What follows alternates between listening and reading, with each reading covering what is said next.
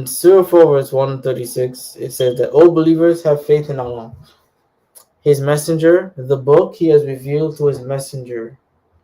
So the Messenger is the Prophet. So according to this context, that also includes Muhammad. And the scriptures He revealed before. So the scriptures He revealed before, that will be the Torah and the Gospel. So indeed, whoever denies Allah, His angels, His books, plural, so that destroys the Islamic dilemma completely. The Torah and the Gospel is also been revealed by Allah.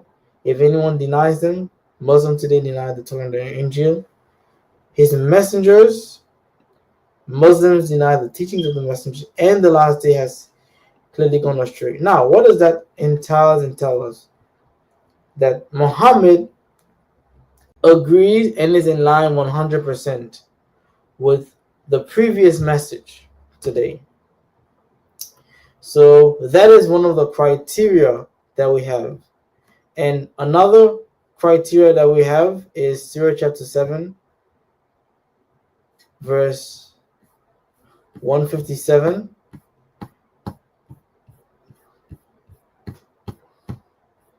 It's crazy. Surah chapter 7, verse 157. They are the ones who follow the messenger, the unlettered prophet, whose description they find in their Torah and the Gospel. He commands them to do good and forbids them from evil, permits for them what is lawful and forbids to them what is impure, and so on. So another criteria is you'll find Muhammad being described in the Torah and the Gospel. Now the question is, if going to the previous scriptures to find the actual description of Muhammad, and going to the previous scriptures to know what does the previous scriptures taught, and what did they say who God is, and if for example Muhammad said someone is gonna come to prophesy a unlettered prophet to come, and he said, and that prophet come later on and contradict the theology of the previous message, that will automatically make him a false prophet. What do I mean by that? Because if you go to start with Moses, because Muhammad is a prophet like Moses, isn't it? So verse 1, chapter 32, verse 6, chapter 32, verse 18, hopefully that's it. We have Exodus 4:22. This is what through Moses said. Deuteronomy chapter 14, verse 1. Clean and unclean food. You are the children of the Lord your God. Do not cut yourselves or shave the front of your heads for the dead. Notice, you are the children of the Lord your God. Okay. Deuteronomy 32, verse 6. Is this the way you revere the Lord? You foolish and unwise people. Is he not your father, your creator, who made you, formed you? So again, God is their spiritual father who begets spiritual children. We don't believe that God begot physically, have physical children. No, we don't believe that. Even though Muslims want to impart that, try to make something in order to save face of their prophet, because they know what their prophet clearly said in the Quran. So they're trying to find a way to defend why Muhammad says God doesn't have a son. And John 32, verse 18, you deserted the rock who fathered you.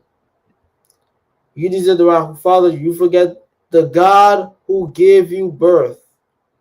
And spiritually, right?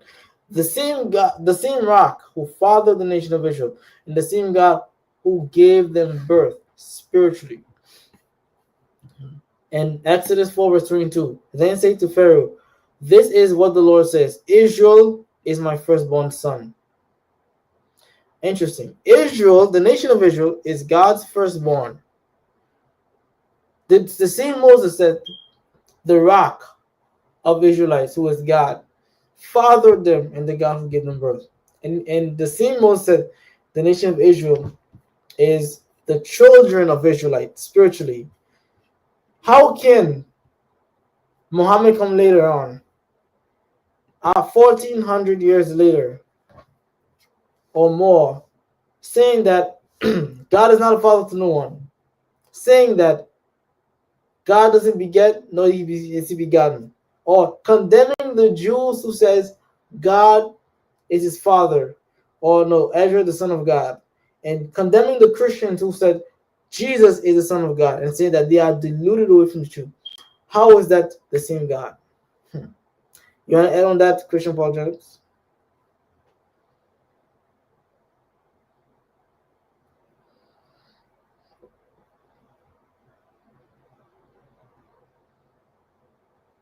Are you there, Christian apologetics? No.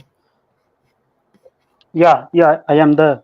Uh, uh, Actually, the like you said, I think was it not last week? You and logical analysts were having discussion probably on this topic, like a sneak peek on the topic, and was it? I think it was either logical analyst or you and Haladin. I couldn't remember where you said that um um it's actually the message of a prophet that Mm-hmm. actually carries more weight. Do you Yeah. understand? So when a prophet brings a message, then you weigh the message and then you look at the message. Is this message, does it fit um, the lines of a prophetic person? Es- Especially when the prophet comes in the authority of the previous prophet, because Mm-hmm. Muslims and Christians, you must understand that Muhammad did not just come on his own authority and saying that he's bringing a new thing. No, Muhammad came standing on the existing authority of the previous prophets. Noah, saying Noah, Adam. I don't know where Adam was a prophet, but Muhammad said he was a prophet. Let us agree with him. He was a prophet.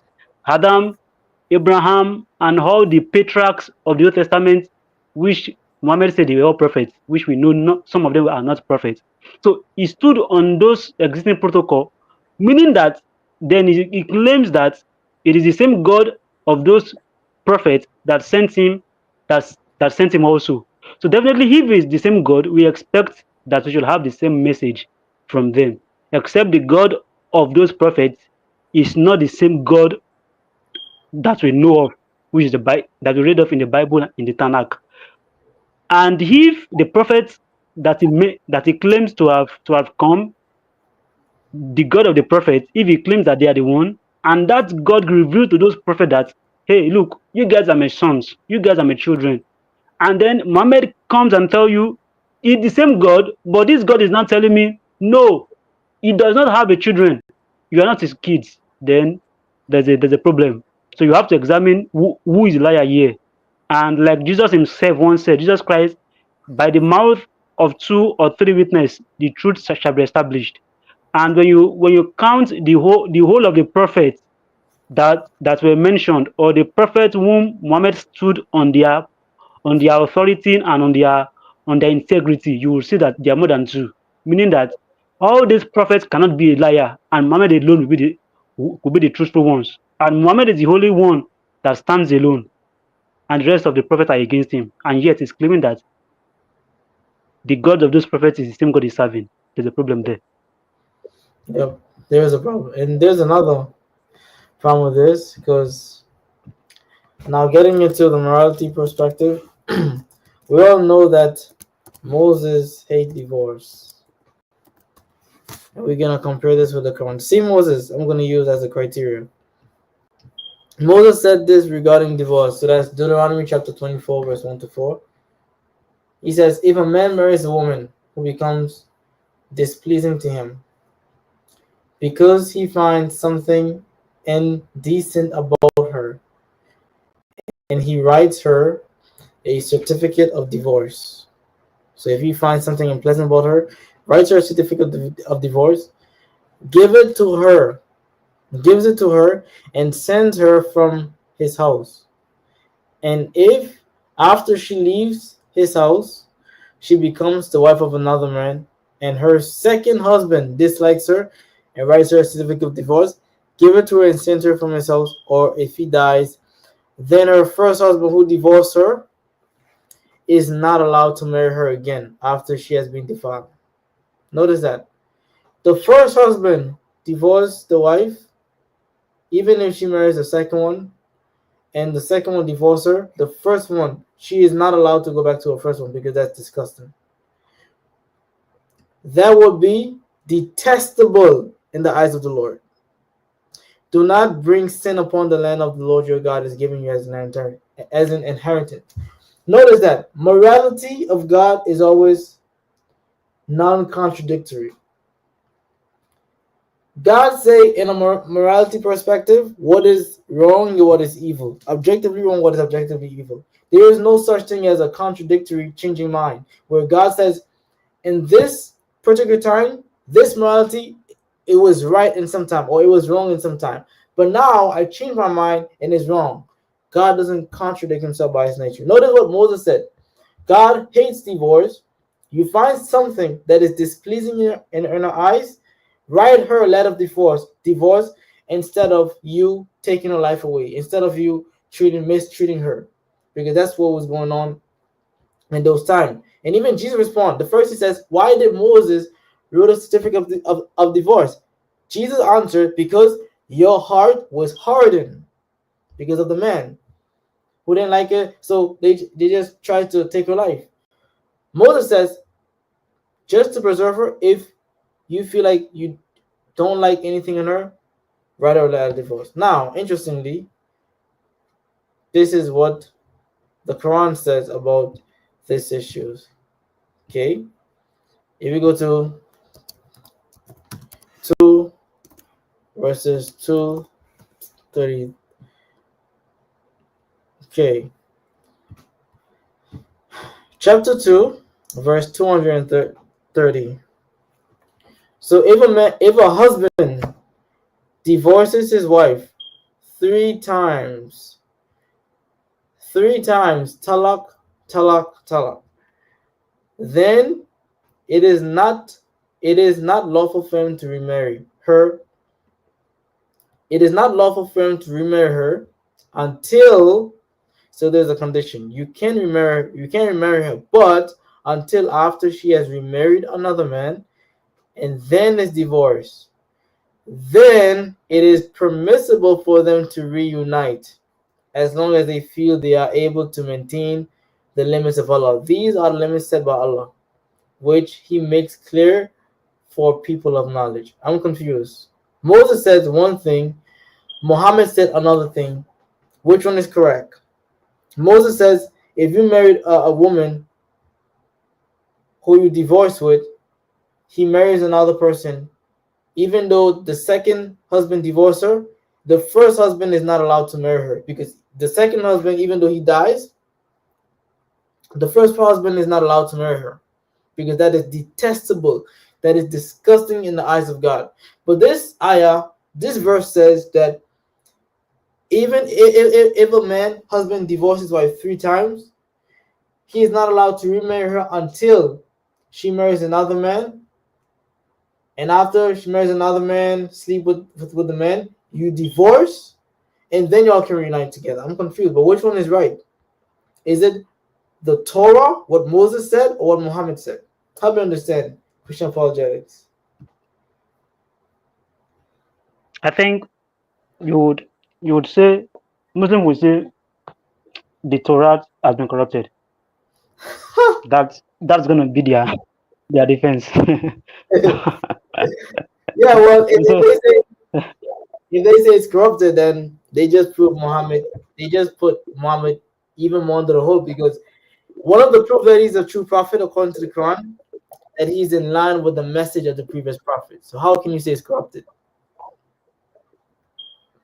I mean, I mean that that's what they will definitely result to saying that, oh, we don't have the original Torah any longer. It's been corrupted. And one of those things I usually love is that if the Torah is corrupt, then it means that Muhammad took up a corrupted Torah in his time, and then he raised it up, and then he said, "I believed in thee, and in him that sent you." So you cannot eat your cake and have it. Even as a matter of fact, Muhammad actually implemented a punishment that was included in the Torah in his own time when they called upon him. So it's impossible. You cannot Muslims can't argue they cannot argue the fact that the Torah was corrupted before the 7th century. If you should do that, then you actually nailed Muhammad to be a false prophet, because number one, Muhammad raised up a Torah in his own time and said, "I believe in thee and need I sent you." Number two, Muhammad implemented a punishment in the Torah in his own time, which was the 7th century. And then we know that when you look back, I mean, when you look at the biblical manuscript that we have, the Sinaiticus, the Vernaticus, on how those biblical manuscripts, you cannot tell which were in the 3rd and 4th century, even before Muhammad came into existence.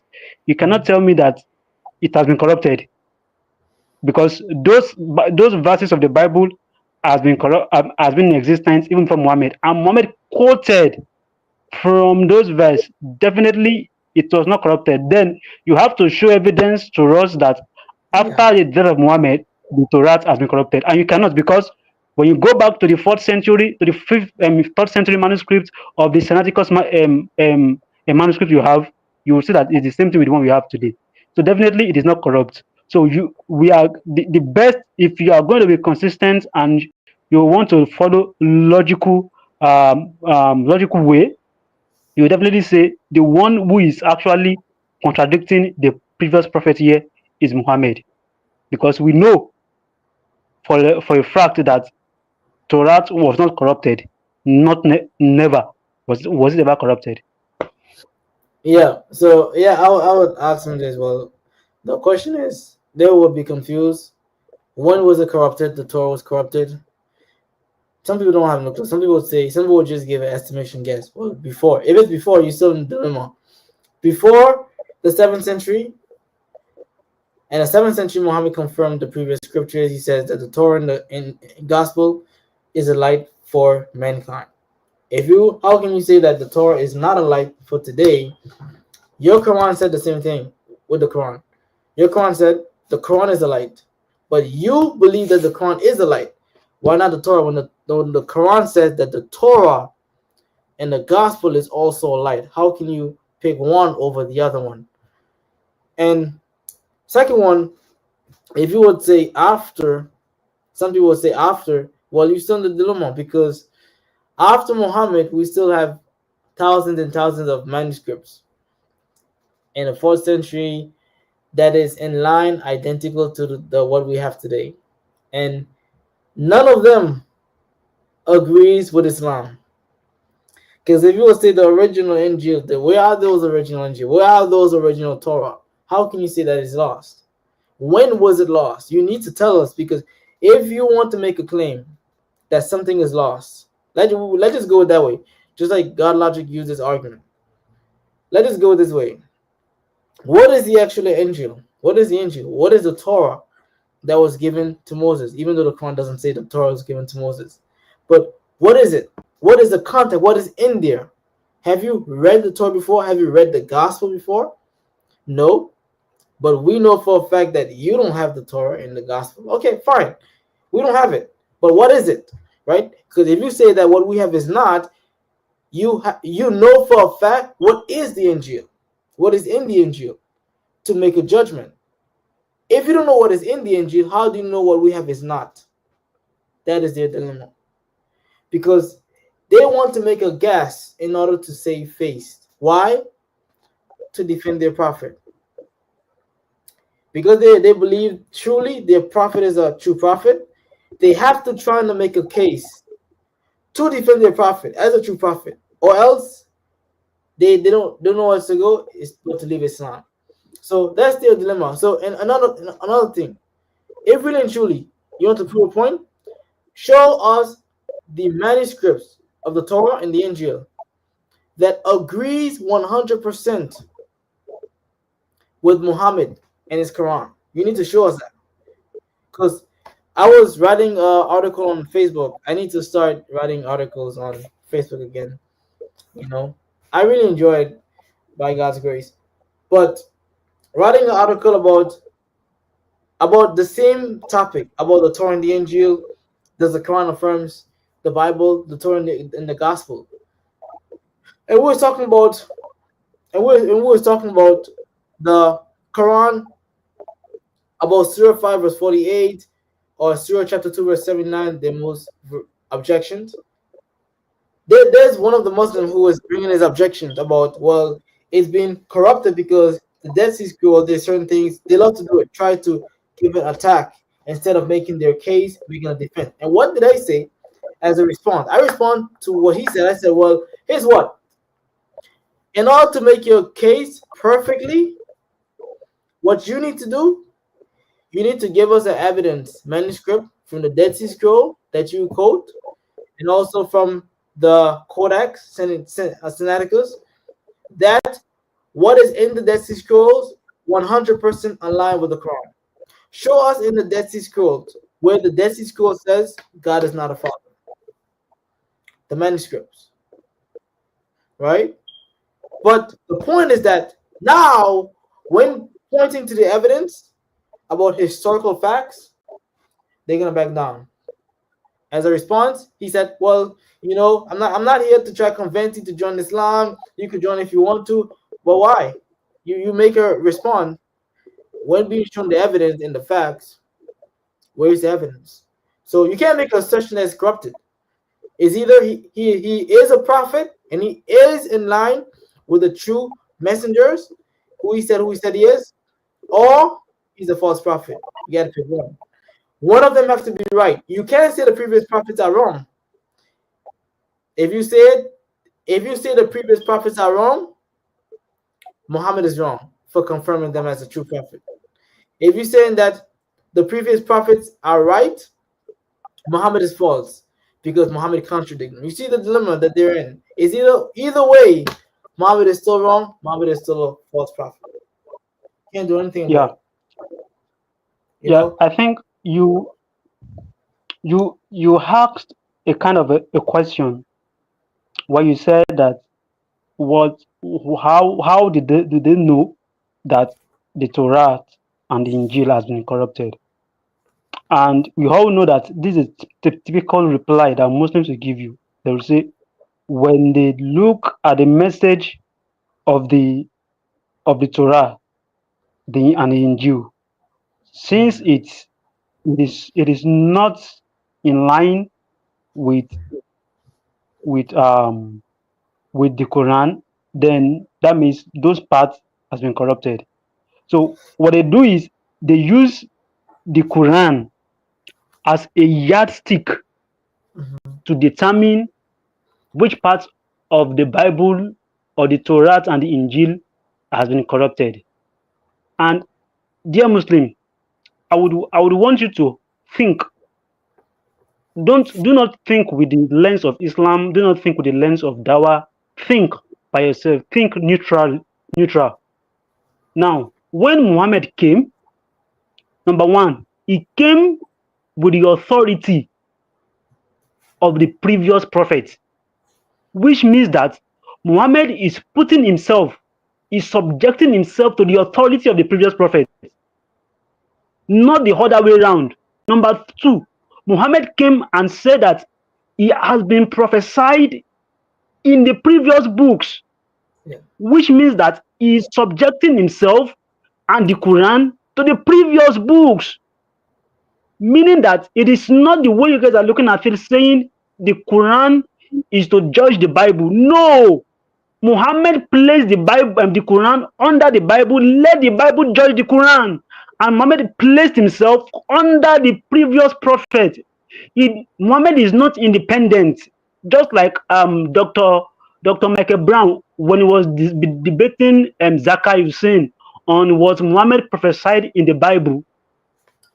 Dr. Michael Brown said that can't your book stand by itself? He said when a book cannot stand by itself, it means that there's a weakness. The Quran needs the Bible to stand, and Muhammad needs the Bible to stand. So meaning that you are not to judge the Bible by the Quran.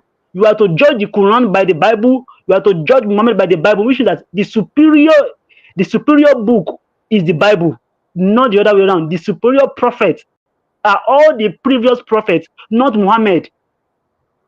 When you subject yourself to those things, okay, test me based on these people. These people are right. Muhammad confirmed they are right. The Bible is correct. That's why he asks you, test me based on this previous prophet. Test me based on these previous books, not the other way around. So that is, so you cannot just say because the Quran says so. No, it is because the Bible says so. Then you use the Bible to correct the Quran. So, and if you are going to use the Bible to correct the Quran, then the Quran is false, then Muhammad is false. Absolutely. So another point we established about the divorce. So if you go, let's see. Okay, so this is what Moses said. Deuteronomy 21, 11 to 14. 10. Okay. So notice, isn't that similar? Marrying a captive woman. We're going to show why this is so significant, and even in the Quran or the Hadith. Verse 10. When you go to war against your enemies, and the Lord your God delivers them into your hands, and you take captives. Notice what God intended. Notice what Moses intended for the nation of Israel. In verse 11, if you notice among the captives a beautiful woman and are attracted to her. So if you are attracted to her, what is the condition? You may take her as your wife. That's one. Take her as your wife. Bring her into your home. So take her as your wife. Okay. Bring her into your home. And what to do while you bring her into a home?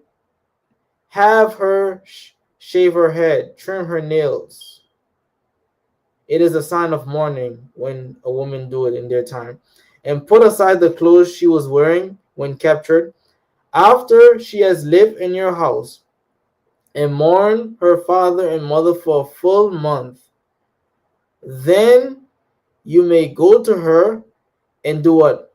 Be her husband, and she shall be your wife.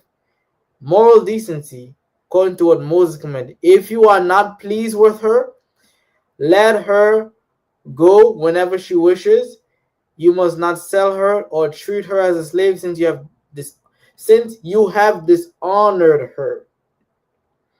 God so much have sensitive for even captured women, teaching the Israelites men, here is how to treat a captive woman when you find her attractive.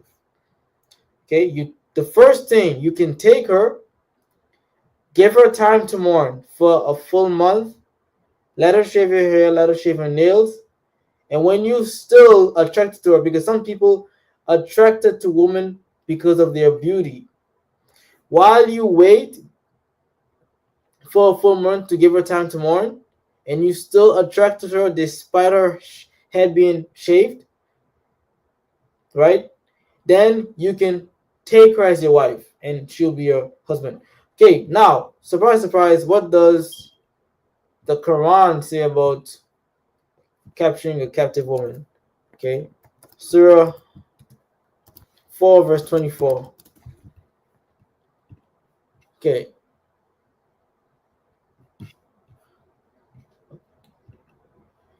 Surah 4, verse 24. Also forbidding our married woman. So, meaning that do not have sex with married women, except female captives in your possession.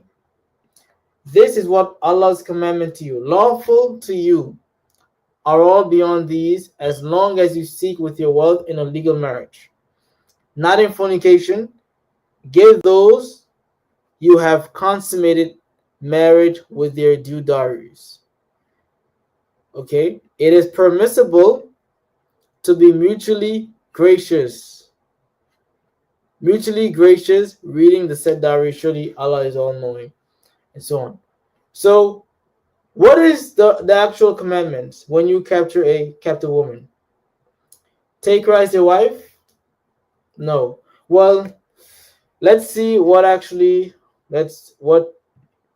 the hadith actually say about this. So when you go to Sunan Abi Dawood 2155,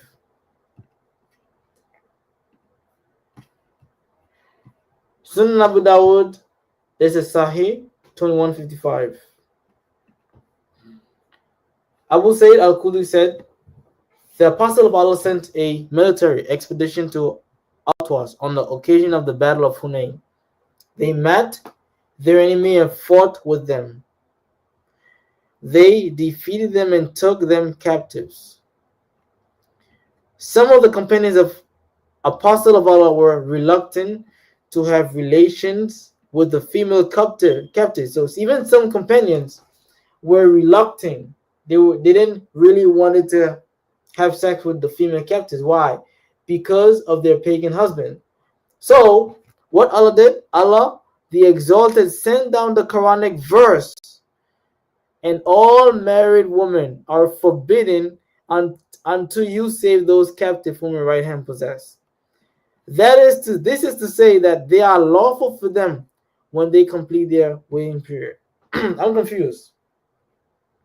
Some companions were reluctant because of their pagan husbands, because of the female captives, right? Or reluctant to have relationships, to have relations with the female captives, or to have sex, or you can say to have muta with them. But Allah sent down the Quranic verses that it is forbidden to have sex with married women except whom your right hand possess. So, help me understand, Christian Project. Do you think it's the same thing as what we read in Deuteronomy, or it's a bit different?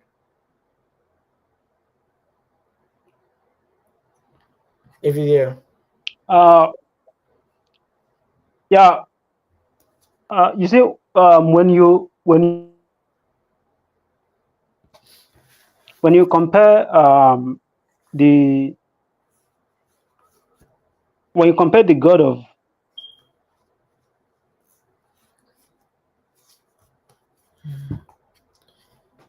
Are you there?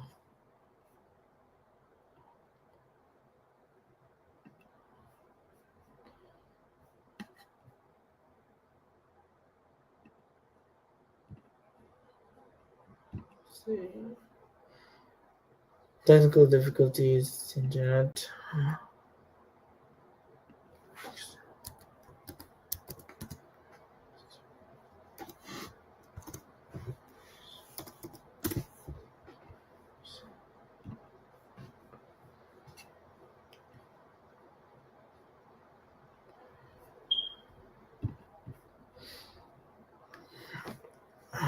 Just waiting.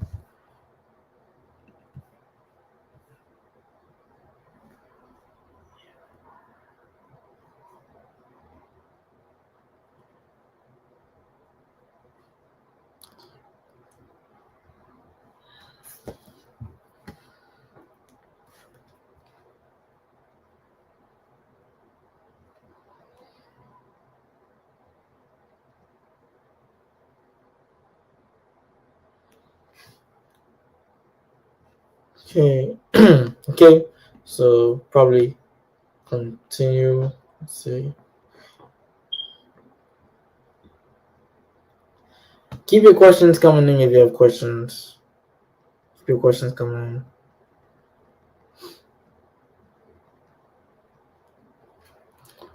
Oh, you're there, Christian Projects. yeah. Yeah. So, Perfect. as I was saying, you would actually see that, like I said last week, Muhammad and his companion, they actually raped women. They raped captive women. Imagine having sexual intercourse with a woman in the presence of her husband. Can you compare that? Just take a look at it and imagine it. So when you look at this kind of practice and the practice of the God of the Torah, you will see that there's a big difference, and you would want to question this man Muhammad, or should I call him a prophet of Allah, claims that it is the same God that sent this prophet and himself. But yet, why are their practices different? Jesus Christ himself said it. He said, by their fruits you shall know them. Look at the fruit of Muhammad, look at the fruit of the previous prophet, and tell me if there's no difference. If there's a difference, it means that you know the liar. Muhammad is a liar, he's a false prophet. Yeah, absolutely. And one example, sorry, I can give towards this. Now, we can ask the Muslim, does this have anything to do with muta? Surah chapter 5, verse 87. O believers, do not forbid the good things which Allah has made lawful for you, and do not transgress. Indeed, Allah does not like transgressors. This whole verse has to do with muta. I want you to keep this clear in mind. I know the Muslim will say, well, the verse doesn't say muta. If you're a Sunni Muslim, then you have a problem. I would understand the Quran only Muslim. I would understand why they would say that, because reading the context, it doesn't say anything about muta. But the Sunni Muslim would have a problem. Let's read it again. O believers, do not forbid the good things which Allah has made lawful for you. Do not transgress. Indeed, Allah does not like transgressors. Keep this word in mind. Okay, so according to the hadith, since the Muslims would want to manifest, Sahih al-Bukhari, Bukhari 5075. Sahih al-Bukhari 5075, narrated Abdullah. We used to participate in the holy battles led by Allah's Messenger, and we had nothing, I mean no wives with us. So we said, shall we get ourselves castrated?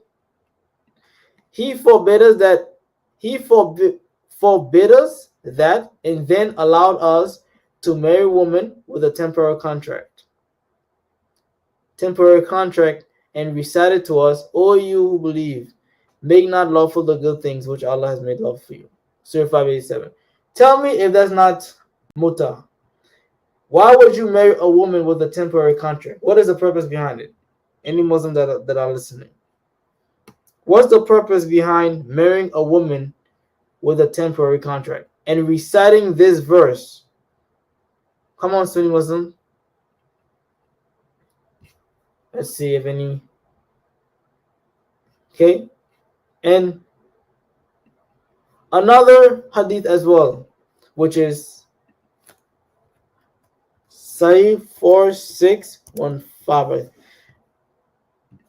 I think it's, let's see. Okay, it is also that Sahih al-Bukhari number 4615. We used to participate in the holy wars carried on by the Prophet, this Muhammad, and we had no woman with us. So the Prophet, this is what he said: shall we castrate ourselves? But the Prophet forbade us to do that, and thenceforth he allowed us to marry a woman temporarily by giving her even a garment. And then who said he recited? Muhammad. O you believe, do not make lawful the good thing which Allah has made lawful for you. Now compare this with Moses. Can you show me anywhere in the previous scriptures where Moses tells us that it's lawful to do a temporary marriage?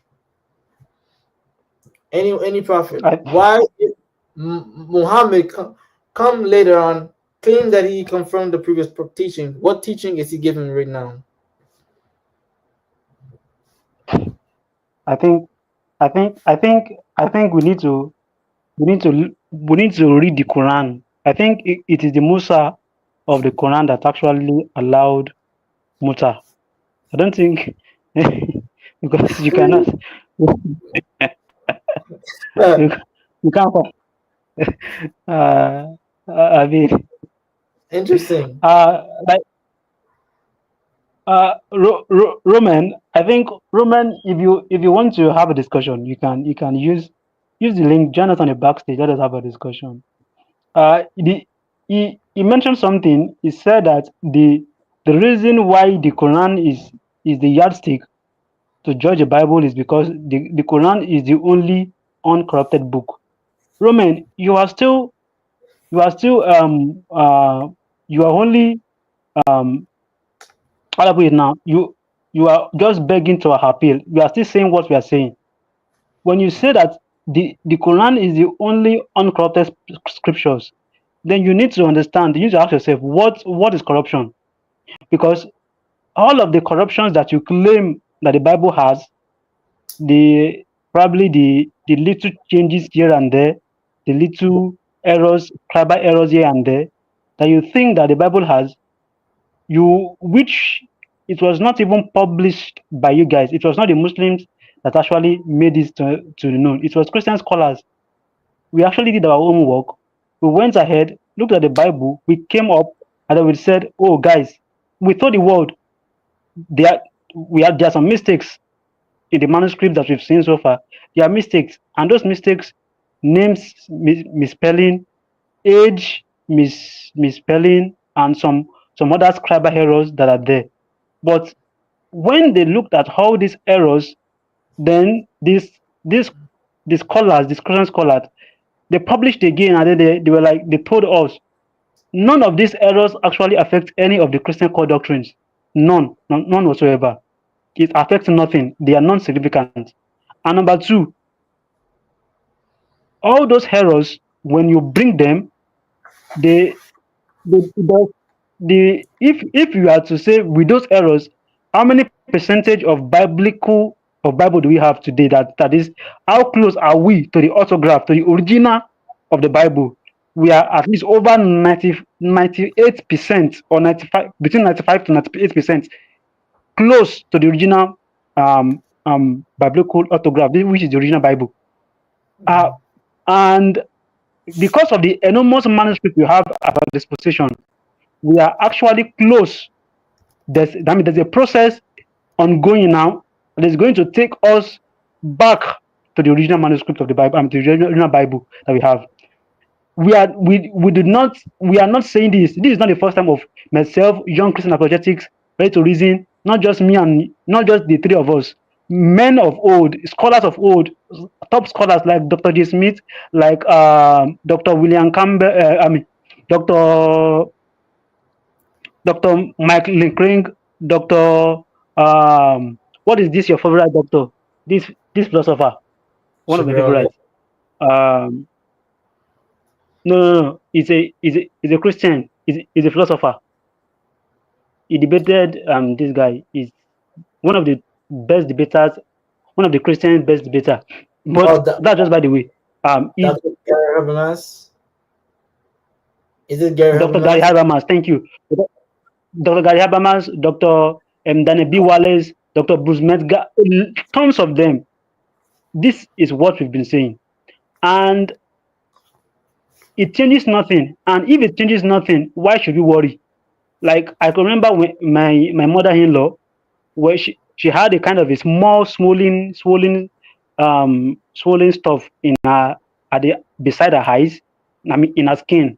So she just went to the hospital, and then when she got there, the doctor examined her, and the doctor said this thing is nothing. It's just probably is a screen reaction or something. But it does not affect anything in your body. It's not doing anything. You don't feel any pain. It will just be there. Or if you don't like it, should we remove it? Now, it does not affect anything. And my mother-in-law said no problem, that she's okay with it. Rather than spending more money, it's okay since it doesn't affect anything. Why operating it and spending more money? So that is just to tell you that it affects nothing. When something affects nothing, it is insignificant. It can overlook. But when you come to the Quran, how true is that to the Quran? Now the question is, you said the Quran is uncorrupted. Then you have to ask yourself, The corruption that you place on the Bible, place on the Quran. Do you have it? Is it the same thing? Go and watch Doctor I mean Dr. Daniel Shoemaker. Go and watch his videos on YouTube. This is what he did for his PhD dissertation. Go to his YouTube, watch it, watch everything. You will see that this doctor practically went to all these manuscripts. According to him, I mean Dr. Daniel Brubaker rather, not Shoemaker. Shoemaker is another academia also that actually spoke about the biblical, I mean the Quranic manuscript. But Dr. Daniel Brubaker, what he did was that he went to all these manuscripts, all these Quranic manuscripts. According to him, he said he was expecting to see probably 8 or 5 variances at most, but to his surprise, he saw thousands. And when you go to his YouTube, the evidences are there, the live videos are there. You will see intentional changes, intentional selotaping, erasers. They will erase a whole sentence sometimes from Quranic manuscript. Yet you stand there to tell us that the Quran is the only uncorrupted word. Prove it. Where is it? How is it uncorrupted when you do not have a single full Quranic manuscript? Your 1921 Quran text you have today. Tell me which manuscript was it copied from? When we do not have a full manuscript, your Uthmanic manuscript you claim that Uthman wrote to all those 9 provinces, can you provide one of them? Give us a single Quranic manuscript that can be dated back to the 7th century. None whatsoever. And the ones we have, none of them agree completely with today's 1924 Kairin text of the Quran, which you use. Then how come what is the evidence for the fact that the Quran is uncorrupted? I'm talking about academia evidence. Don't come and tell me memorization, because everybody knows that memorization is not a perfect form of preservation. If memorization was a perfect form of preservation, why should the Quran be put down into a book if memorization was the best? And one of the reasons why you have to write your Quran into a book was because the Hafiz, those who memorize the Quran, some of them had died in the Battle of Yamama, and nobody knew those verses. Those verses died with them. So because of this, you have to go. Uthman had to say, let us now start to write the Quran in a book, which also proves that memorization is not the perfect form of preservation. And if also memorization is the perfect form of preservation, why is the Quran of Ubay ibn Kab, Abdullah ibn Masud different from that of Uthmanic Quran? So you just have to you would the Quran has a lot of errors, and the claim that it is uncorrupted is actually false. If you want to defend it, come to the live stream. The link is in the comment section. Let's have a discussion about it. Yeah, Roman was speaking too much in the talking about Bruce Massacre, saying that the Bible is corrupted. Have you read his books about even about Ehrman? About Ehrman, who's an atheist, he said, if me and Bruce Massacre were to sit down and we were to rewrite the entire New Testament, he said him and Bruce Massacre would have a dozen of disagreement, and majority of what will be in it would be more in line and agrees with each other. They would have minor disagreement. So I don't know what Roman is talking about. Compare with Muhammad Ijab and what it called Yasuf Qadi. Both of them couldn't even agree. Muhammad Ijab pressed Yasuf Qadi on if you would have a Musaf to write it in the Quran and you would translate it, what Quran would you add? And Yasuf Qadi says, I can't answer that. Like, if it's only one Quran, preserved letter by letter, word for word, why is it so hard for him to not answer it? Because why? Because of the Speaker's Corner in 2016 of Hatem Tash, who exposed all these multiple Quran and to say that there's washed Quran. Yeah, because all these years, the Muslims lying to people to say there's only one Quran. We're going to see, since there's only one Quran dated back in the 7th century, I want to see if... so you're saying that Yasuf Qadi is a non-Islamic scholar? Interesting. Yasuf Qadi. And Who said that? Romain, he said Christians love quoting a non-Islamic scholar. Interesting. So yeah, well, here is this hadith I put. Romain, if you want to be consistent, show me this verse in your Quran. This is, notice what I quote. If you're there, Sahih Muslim 1691a. This is Sahih Muslim is Sahih before you say that it's weak.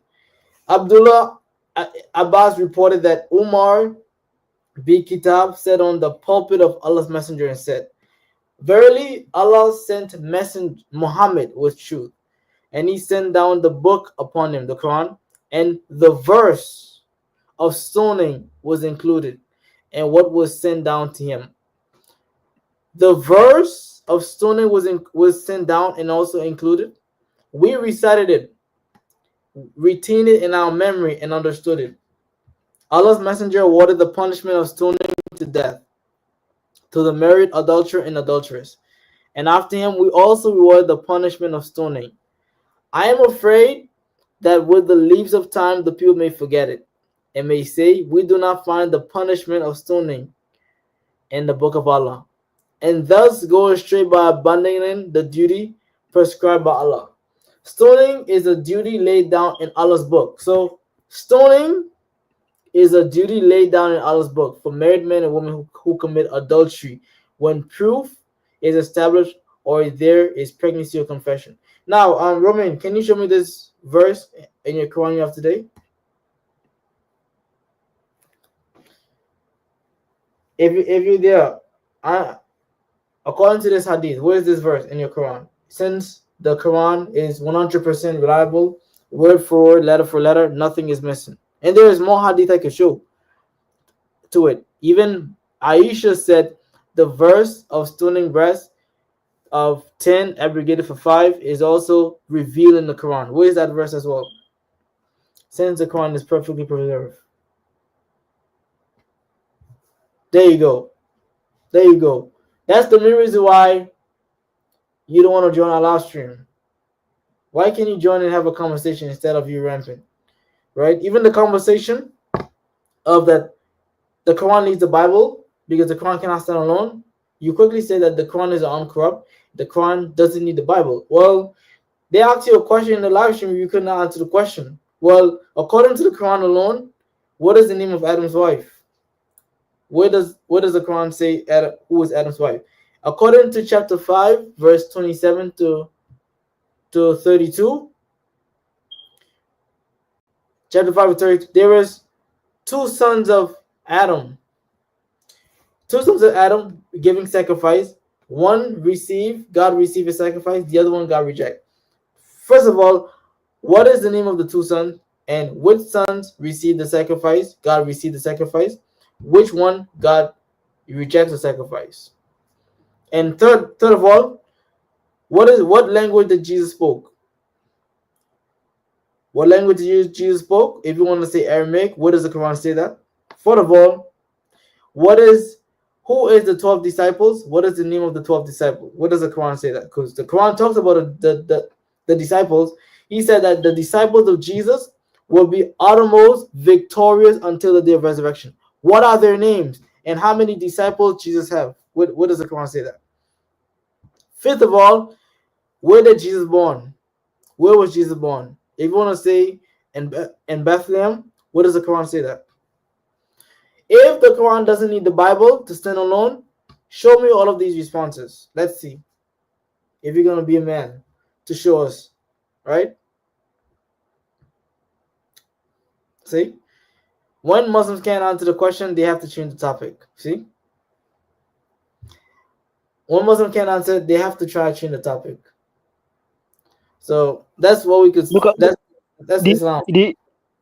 The question he asked, he said, laughing may ask now, where does the Bible say Trinity is 3 persons in one? Also, show me where does the Quran say the Tawhid is 1 person and 1 person alone? Means 1 and 1 alone. Tell me, show me that word where the Quran says Tawhid. Tawhid means 1 God and 1 God alone. Show me in the Quran. because you give a standard your Quran cannot pass. Come Yeah. on, would you let Well, us move on? yeah, and the main reason why, well, to show the contradiction between the Torah and the Gospel and also the Quran. So what does that tell us? That tells us for a fact Muhammad cannot be a true prophet. Now, This, according to, yeah, you go ahead. I mean, If, sorry to cut you. mhm. Roman, are you joking? Show me where the Bible says Trinity. Show me where the Quran says Tawheed. I mean, all this kind of. I think you learned this from Zakanaik. Yeah. All this anti stuff. Don't you shouldn't use this kind of argument any longer. It's been trashed because this same thing you cannot. Your Quran does not pass it. Show me the word Tawheed in your Quran because you're asking me to show you the word Trinity in the Bible. We Christians agree. It is the word Trinity is not there. But since you're asking, then you first show us the word Tawheed in the Quran before stop giving a standard your Quran cannot pass. Give a standard your Quran pass, and then let us look check out if the Bible passes it also. You can go on. Yeah. Well, notice that we don't say that we need to have the exact word to believe it's true. That's not what we said. We didn't say, well, the Bible said the word Trinity, so we believe Trinity. That's your logic of standard. Even Zakir Naik holds this standard about, oh, show us the word Trinity, show us the word Tawheed, or show us the word Shahada in your Quran. Why do you believe in the Shahada if it's not there, according to your logic? Or where did Jesus himself said, I'm the Messiah in your Quran? So your logic still doesn't stand. And the question I asked you, you couldn't answer, you have to change the topic. So that just shows that your prophet is not trustworthy. Okay, so but when we read the Bible, and I'm going to show you why his prophet is more in hell, and I'm going to show you the contradiction with his Quran. I would assume he's a Sunni. If you go to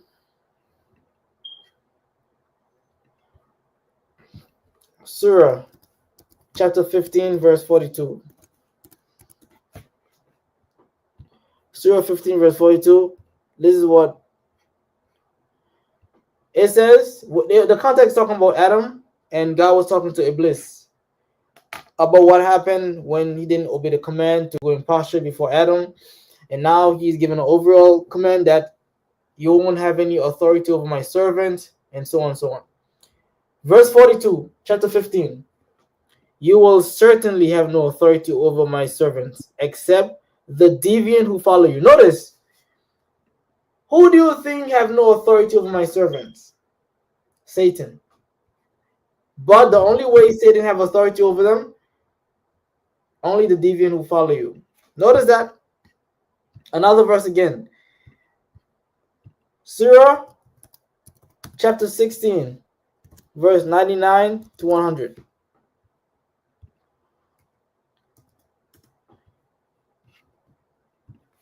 Nahal. Okay. Again, you certainly has no authority over those who believe and put their trust in their Lord. His authority is only those who take as a patron and under his influence. Associate others with Allah in worship. Interesting. I'm going to show you why this is significant. But this brother, he's not, I don't think he's a Quran only Muslim. Okay, if you go to Sahih al-Bukhari in the authentic hadith, and they could try to find a way to defend this. Like, that's Muslim you're dealing with. Narrated Aisha. Yeah, well, I don't. It's very hard to be what Aisha said because Aisha is half of a brain. So what do you expect? He says, once the prophet was bewitched, so that he began to imagine that he had done a thing which in fact he had not done. Wait, but I thought the Quran says Satan cannot attack God's servant. And you know, bewitched, when someone under a magic spell, that comes from the demonic realm. So how was Muhammad was bewitched under a magic spell, which where's Allah to protect him? But I thought the Quran says no one can attack God's servant until except if there's a deviant who follow you. So what does that tell about Muhammad? Maybe that shows that Muhammad did deviate against Muhammad and follow other gods, right?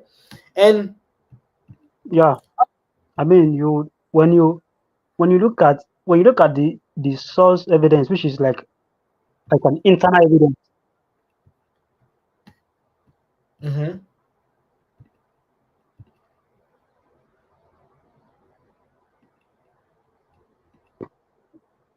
Are you there? Yeah, yeah, I'm there. So when you look at some like the source evidence for the Quran, the internal evidence, you would see that it actually leans towards the fact that Muhammad is a false prophet than the fact that he is a true prophet. Because there are some yardstick and criteria that, like the one you quoted just now, that no one can bewitch the prophet of God, and yet Muhammad was bewitched. That alone, for Muhammad to fill that criteria, shows that he is not a true prophet. Absolutely. And also in this narrative, Aisha, magic was worked on Muhammad's messenger. That's a prophet who claims to be a prophet of Allah was not only was bewitched, he was under a magic. According to the biblical criteria, where does magic come from? When someone is bewitched, where does it come from? Where do you think it comes from when someone is bewitched or under a magic spell? If you're there, If if if if Muslim would be honest, definitely it's from the devil. it's from the devil. But when we get into read the Quran says Satan cannot attack God's servant. But we see in the Islamic sources, we see Muhammad was attacked by Satan and was bewitched. That's help me understand it. How can a prophet can be bewitched? And do we ever see that in the Bible where prophets are being bewitched? Definitely not, because when you read the Bible, you would see that the prophet has the power. God gave him the power to cast out demons. I mean, when you look at the life of Paul, for example, Paul, Mm-hmm. whom Muslims says that he is a false prophet. I mean, is fake.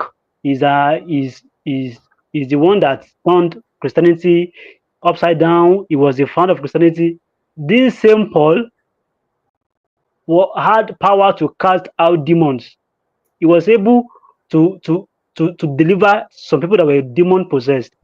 But yet, the mighty Muhammad, whom according to Islamic sources is the best of all mankind, is the Mm. greatest of all the prophets, a prophet Wow. that did not perform any miracle, Wow. a prophet, a prophet is whose moral standard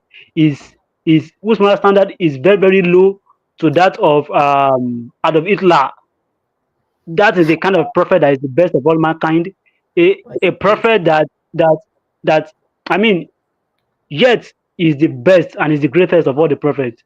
Yet he could not deliver. No, there's no case of we saying that Muhammad cast out any demon, but yet it was demon that possessed him. Woo. My goodness. And to top it all, the Quran says no demon can bewitch the prophet. But now Hmm.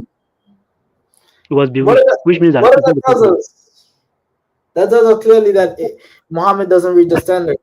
Because even their own Islamic sources prove Muhammad is a false prophet. I don't have to go anywhere else.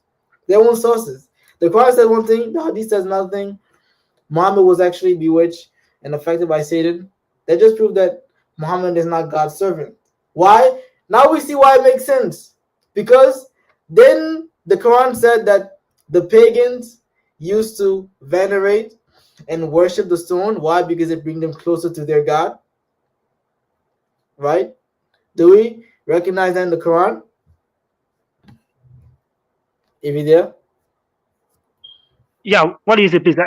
I didn't hear you clearly.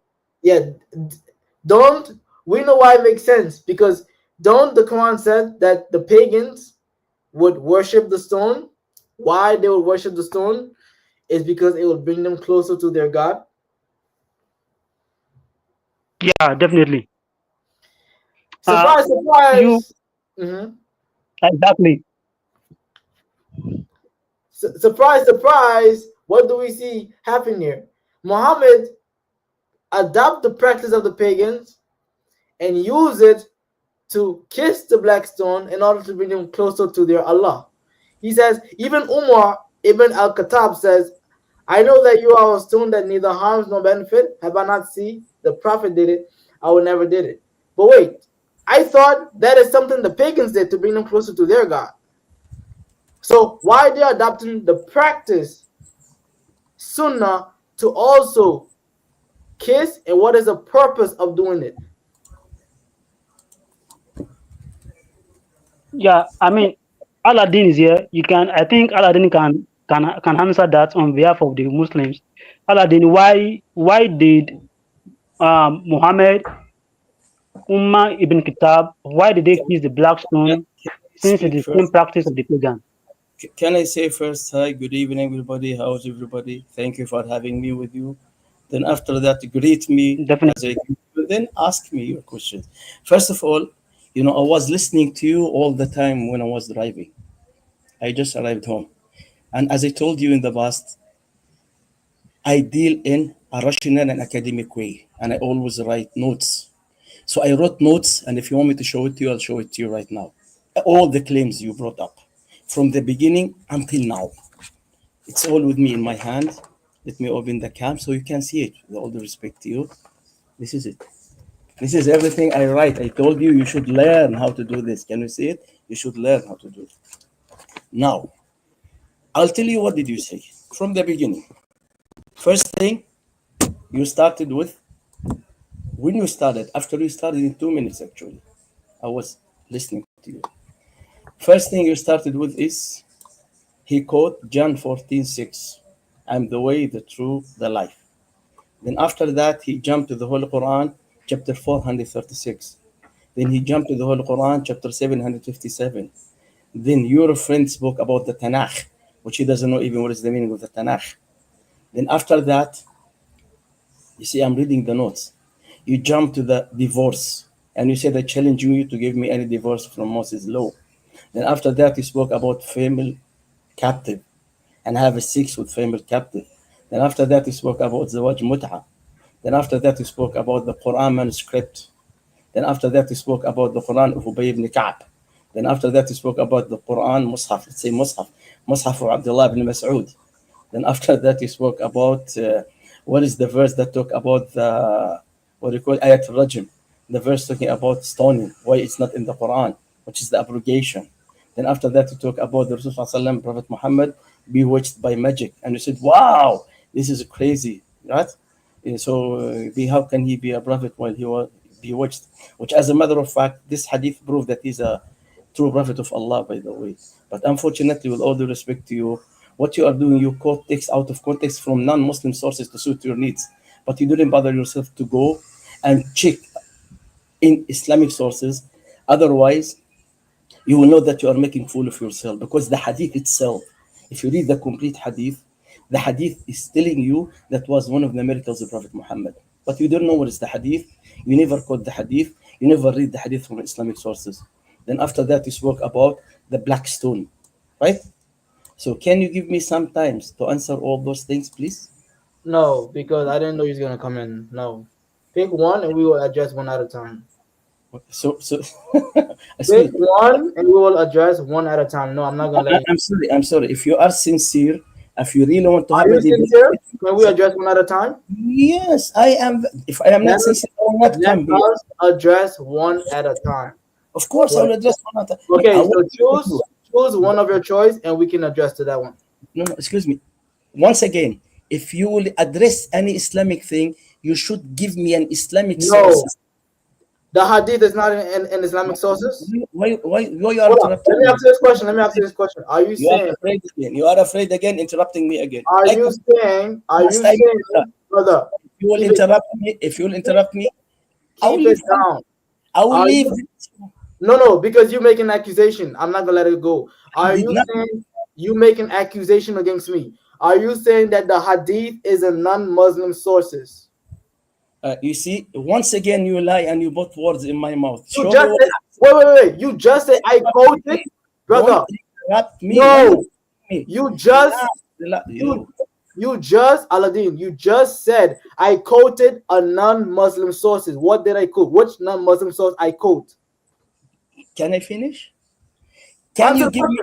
question. No. Don't ask me to speak the way you want me to speak. That's why I started. Last time you said at the beginning, we did not get well with Aladdin last time. And your friend said even stupid. But I ignored that. It doesn't matter to me. It is recorded. Don't tell me no, he didn't say, he said it, and it's recorded. But I ignored that. Say whatever you wish to say about me, I don't mind. Now, I am here I tell you what, answering your last. hold on, Can I finish, Aladdin, please? Can I finish, please? Aladdin. Don't interrupt me. Can I Okay, finish, please? Can I finish, go please? ahead, go ahead, go You ahead, see, go ahead. speaking over me does not make you winner or you have more knowledge than me or you win, I lose. It doesn't do that. It shows actually your weakness. I speak, you listen to me. You speak, I listen to you. Accusing me doesn't prove that you're winning as well. Can Stop I accusing. finish, please? No. Stop It's not. accusing me. It's You're not. accusing You me right see. now. You see now. You're Stop interrupting me again. accusing me. That's You are what I'm telling interrupting you. me again. You are Okay. interrupting me again. You are interrupt. You see. Now you made another false lie. You are the one who's been talking for the past 75 minutes, accusing Islam. You see, and accusing Prophet Muhammad. It's not me who's accusing. So I came here to expose your accusation, to refute you with love and respect. And now you are telling me no. So will you allow me to refute all the lies that you made about Islam? I say answer me yes or no. That's it. No, because I did not know you was gonna come up here. And Thank you very much. let Are me you ask you this afraid? question. You are Let me afraid? ask, let You me are ask you this afraid? question. No, Well, no, no, no. Don't I tell don't me. care what you said. I don't care what you said. Second of all, Thank you very much. No need for me to be here. If you will all not right. let me speak, so it's useless. Brother, you want me to listen to you to say all these words that I addressed since for Did 3 o'clock. I listen to you for 75 minutes? You was driving. Of course, you listened to me. Yes, You and was driving. I was listening and I was writing down while I was on my Can way you home. choose one topic and we can address one, So please? why? No. You throw all No, the topics. You throw one all. topic. Why did you Give, throw? give me your best. Why you're afraid? Give Why me you're your best reasons No, why no. Muhammad I is a true want prophet. you. You see, I've been listening to you and I repeat it to you with all the respect how childish you are Yeah, you can say whatever you want. when throwing 12 lies about Islam. I wrote it down. You You just lied challenge to me. You just lied about me. You you just said I challenge quoted. Hold on. You just said I quoted in a non-Muslim source. So I still asking what non-Muslim source I quote. Okay, can you give me the hadith about bewitched Prophet Muhammad? What? When you said that Prophet Muhammad been bewitched, what is All right, that? let me show the hadith. Let me show the hadith because he's thinking that. Okay, so this is one of them. This is Sahih Al Bukhari Just 5-7. relax. Can you show me the Arabic side, please? Okay, read it in Arabic. No, I want to read. I want to read too. Read it. Small. I cannot see it. I'm sorry. Can you make it higher? Let me see if I could zoom in. They have to go to the Arabic because they see the plain English. So okay, No. Because I'm an Arab, I don't need English for you. Okay, you yeah, need the English. read it in Arabic. You see, when I need the Greek, you as a Christian, when you read the Bible, you go to the original Greek and Hebrew. So when I Not read this, necessarily. No. yes, No, yes. not true. But yeah, read the Arabic. Okay, well, show it. Why you just show small part of it? Can you put the screen? Can't you see? And when I read, be quiet, please. Don't interrupt me and listen to me up to the end. Okay? Okay? Can you see it? Or Okay. Now, can you please tell me first what is your problem with this hadith? the English says magic was work on Allah's messenger. Can't you see that magic was work on Muhammad? I'm telling you, give me your claim. Just what's your argument? Give me your argument. Because your Quran says that no one can harm if Satan cannot harm Allah's servant. So how can magic work on Muhammad if Satan cannot harm Muhammad. So you are done here. Huh? You are done. Yeah, I'm done. That's Yep. that's all. So can you give me 3 minutes to speak? You will Yep. not Go ahead. inter- you will Yep. not interrupt me. Yep. Now, let me now educate you about Islam from the right sources, from an Islamic sources and Christian sources. Now, number one, this hadith actually is an evidence. That's why you didn't read the complete hadith. That Prophet Muhammad is a prophet who received a revelation from Allah subhanahu wa ta'ala. Because Prophet Muhammad knew that the one who did this magic to him was a Jewish named Lubayd ibn al-A'sam. And he knew that this magic was in the deep of a deep well in the middle of the desert, and the name of the deep well was DR1. And he asked his companion to go and to get this magic and destroy it. Now, my question, this is the compilation of the hadith that you did not read. It says in the end of the hadith that you ignored. Now, my question for you, how did Prophet Muhammad know that Lubayd ibn al-Asam is the Jewish man who made the magic for him? And how did he know what is the exact place of this magic in the middle of the desert, in the deep well, in the deep of the deep well? And he asked his companion to get this magic and destroy it. Can you answer me? How did Prophet Muhammad know that? Can you show me the context? Because I need to see the context of it. It is Sure. the same hadith that you are quoting. Therefore, Yeah, I'm telling show you me. the Read it. complete hadith. It's not there, isn't it? It's not When there, I isn't said, it? when I Let said me read the entire hadith. Let's see if what you said is it actually in the hadith. Let me read the entirety of it. Narrated Aisha. can you please make a big screen so I can see it with you, please, if you don't mind, because I cannot see. Please. It's gonna be more bigger, but Okay. so hope that people can see it. Narrated Aisha. Magic was work on Allah's messenger so that he used to think that he had sexual relations with his wives, while he actually had not. Sufyan said this is the hardest kind of magic as it has such an effect.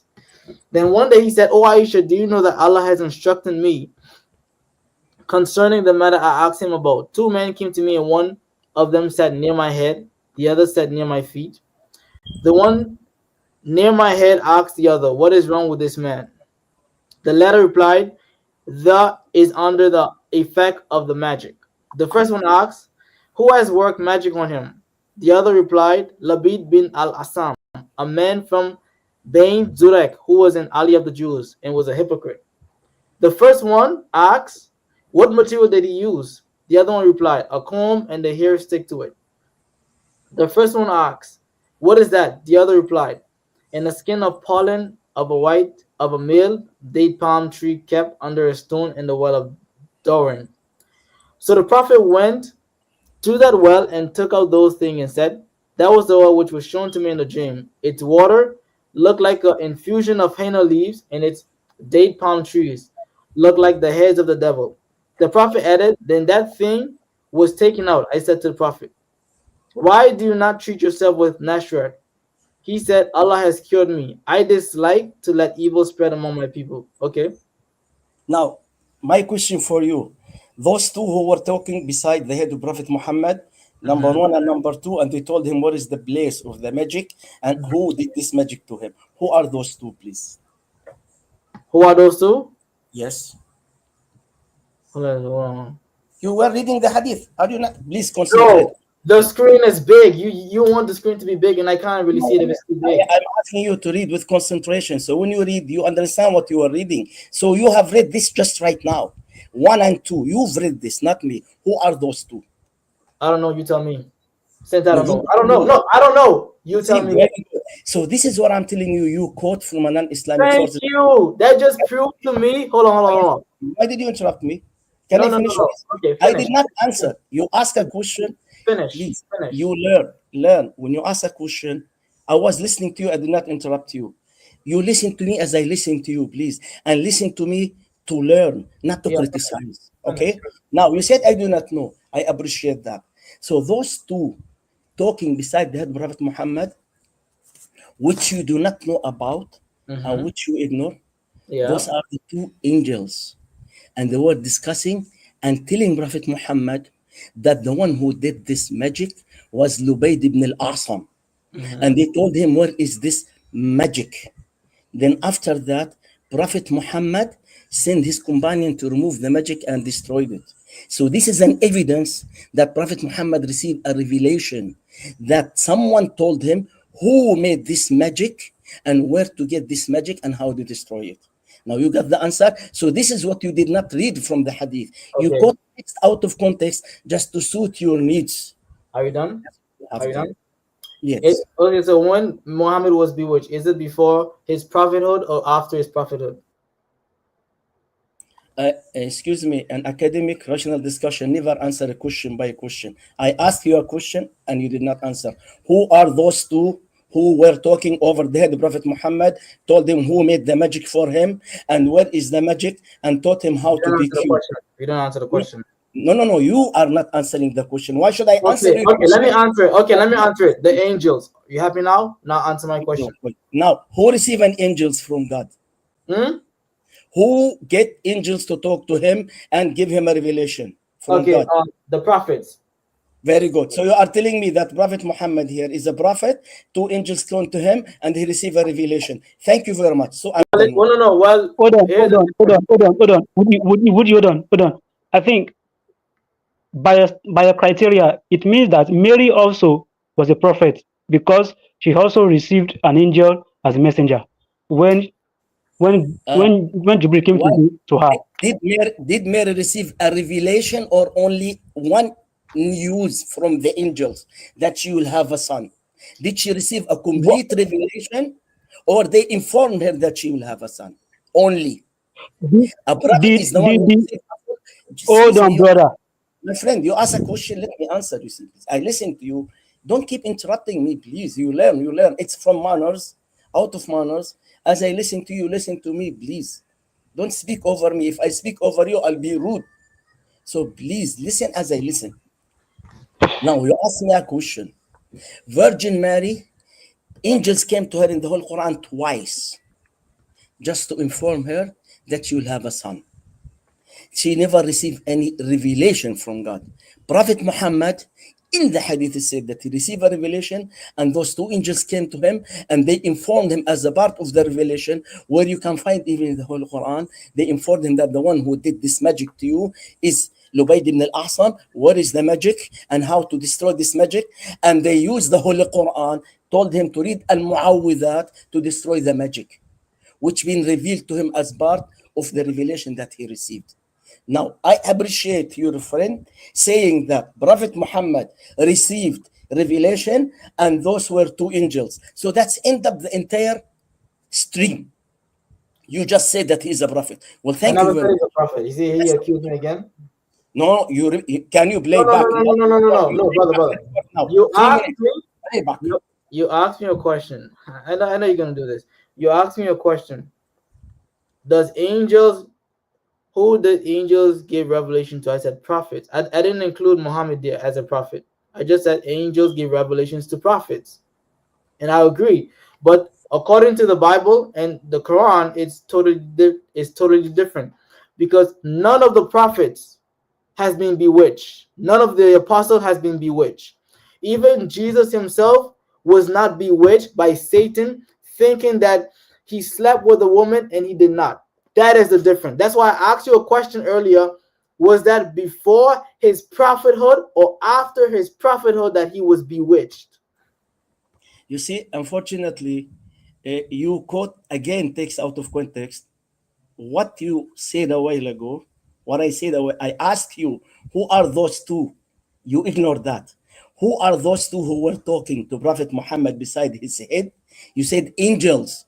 Then I asked you, who received an angels who informed him about the unseen? You said prophet. So referring to Prophet Muhammad. So you just acknowledge that Prophet Muhammad is a prophet of Allah, and those two who were talking to him, angels. That's what we said. Play back and listen to it right now. We will listen together. Number one. Number two, I am sorry, my friend. I didn't know that I need even to school you in the Bible, because the Bible says that Jesus actually, his family even said that Jesus he had epilepsy, and his family said that he is mentally ill and crazy man. That's in the Bible. You didn't know that? His own Yeah, family. well, hold on. Let me finish. They said that he was possessed by Satan, Mhm. and they named this Satan as Beelzebul. And you read this in Matthew chapter 3, verse 22. I advise you to read Matthew chapter 3 or Mark chapter 3? I have to correct Mark, you I'm on the sorry, Bible Mark, verse. my bad, Mark. I'm sorry, my bad, Mark. Mark chapter 3, read from verse 21 to verse 23, where the family of Jesus said that he is mentally sick and crazy, and he is possessed by Satan, and the name of the Satan is Beelzebul. I even Jew, they said that Jesus is possessed by Satan, and you read this in John chapter 7, verse 20. So I didn't know that I need people to Oh, teach you your Bible. I just This is know this. Okay, can you all the verse that you showed according to um Matthew, Mark chapter 3 and John, can you show me where Jesus confirmed that he was possessed? you said according to Matthew, Mark chapter 3. What do you mean by Matthew, No, Mark? Mark chapter 3, Matthew. It also in Matthew as well, the Gospel of Matthew, and John you quoted. Can you show me where Jesus confirmed that he was possessed by demons? Show it to me. And Matthew chapter 12, Luke chapter 12, Mark chapter 3, and John 7. Show me where Jesus confirmed. Hold on. You cut me off, right? No, I'm Show not talking. I didn't say anything. I didn't cut you off. I'm show quiet. me where Jesus confirmed, because all of those people can make an accusation about one thing, but proving something is another. Show me where Jesus confirmed with sincerity that he was possessed by demons. Show it to me in those contexts. Uh, can you show me where did Jesus deny being possessed or being? Yes, he did. Let me finish. I did not interrupt you. Don't cut me off. When they accuse his own family accused him of being possessed by Satan. Can you show me where did Jesus deny that? From I his asked you own a question family. first, like, oh my No, goodness. no, no. Just show me. That's your No, Bible. I'm not No, gonna show you. I asked you a question. Show me. I'm answering you. Relax. Why you're shouting? You're not answering me, bro. Why you're shouting? Why you're shouting? Why you're shouting? Relax. I told you I'm almost 61 years old, so please show some Bro, respect. You don't need to shout. Just Aladdin, relax. I will Aladdin, open my Aladdin, I will open my no, listen. Aladdin, Can you see my face? Aladdin, Aladdin, Smile. Aladdin, hold on. Relax. Aladdin, Relax. Aladdin, Yeah, please. Aladdin, hold Yeah, on, please. hold on, hold on, Aladdin. So you guys should just hold on. You made a standard when you asked Uji that what are the names of the two guys that appeared to Muhammad. Uji told you that I think he asked a question in return. Then you said this is an academical debate. You don't ask a question with question. Now he's asking you a question. Then now you're answering a question with question. So answer his question first. Since you said this is an academical debate, so answer his question. Then he's going to answer your question. Oh, the dude is out. No problem. yeah, he I did. think he's going to come back. Yeah. I mean, I'm not sure he'll come back. So so I mean, folks, the reason I asked him the question about the fact that angels do not just appear to prophets alone. Angels can appear to anybody, like we saw. mhm. Angels appear to Mary in the Quran. And when he said that the angel appeared to Mary in the Quran just twice, and they only gave him they didn't give him revelation. What do you mean? The appearance of angel alone, it's a revelation because not everybody's going to see that revelation except you. The A revelation will bring information. The purpose of a revelation is that the revelation is going to bring information. So any revelation that comes to you, it brings information. So the revelation that Mary had about the angel brought the information about the birth of Jesus Christ, which she's going to have. The revelation that Muhammad in this hadith, Sahih Bukhari, that he had about the two angels coming to him brought the information that of where the magic, the content that was Yeah, made, that the magic was made up. That was where the content. So that was the information is brought. So there was no difference. But Aladdin was trying to um um form a difference, that there's a difference between the revelation of that of Mary was not a revelation, but that of Muhammad was a revelation, which is absolutely a blatant lie. I think he's on. Let me bring him up again. I'm sorry, I was disconnected because we have heavy rain here, typhoon in the Philippines, so connection is somehow bad. I hope that you can No hear me. problem. So, What but did now, you can ask? you You asked answer? me a question. You Can you asked me a answer his question question, about please? the angels. You asked me about the angels who they. No. Leave the angels. No, leave the angels. Leave the angels. I'm not about that. Answer with this question. The You question he asked. asked you before I you think went. you asked me who are the angels who came to him when he Leave the angels. was I already in. said leave it. I don't want it. I don't want the reply. Anyway, If I would need it, they are Mikael, they are I'll come Mikael back and to you. Gabriel. If you are asking, they are Mikael and Gabriel alayhi salam. Those are the two angels who Brother. were No, no, no, released. no problem. Answer And with this question. thank Would you you very rather? much for asking. Excuse me. Thank you very much for asking me who are those angels beside his head. So you acknowledge that he was a prophet and angels showed I up to him. never even asked you. I never even I asked you. appreciate You only I would you? appreciate that. Aladdin, hold on, brother. Hold on.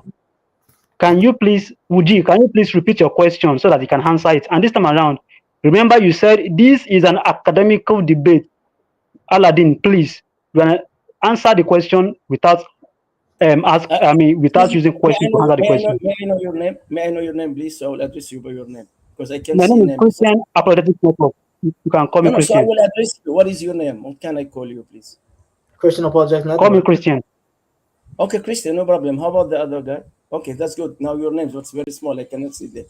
One of you Christian, the other is young Christian. So, Christian, you are asking me to answer his question. You are playing a Yeah. moderator, where, as a matter of fact, you are not a moderator here. I want you to be part of the debate, but I wonder why you are not asking him also as well to answer the questions that I asked. You see, you're Did I, asking me, but you are not asking You him. Please did don't be I, that did I family. already answer you? And I told you it was don't an be angel already. anyway. Let me tell you something. You brought the claim about the magic prophet Muhammad. I gave you the answer. We don't need to waste more time in it. Yeah, no, Take, no, no, no, hold on, hold take on, it, hold on, take no, it. you I'm need to done with waste the time. for me. You have a lot hold For of on, me, time hold now. on. Let's waste the time. my friend, let me finish, please. Why you keep talking over me? Because he's Well, jumping. He's I jumping. am done.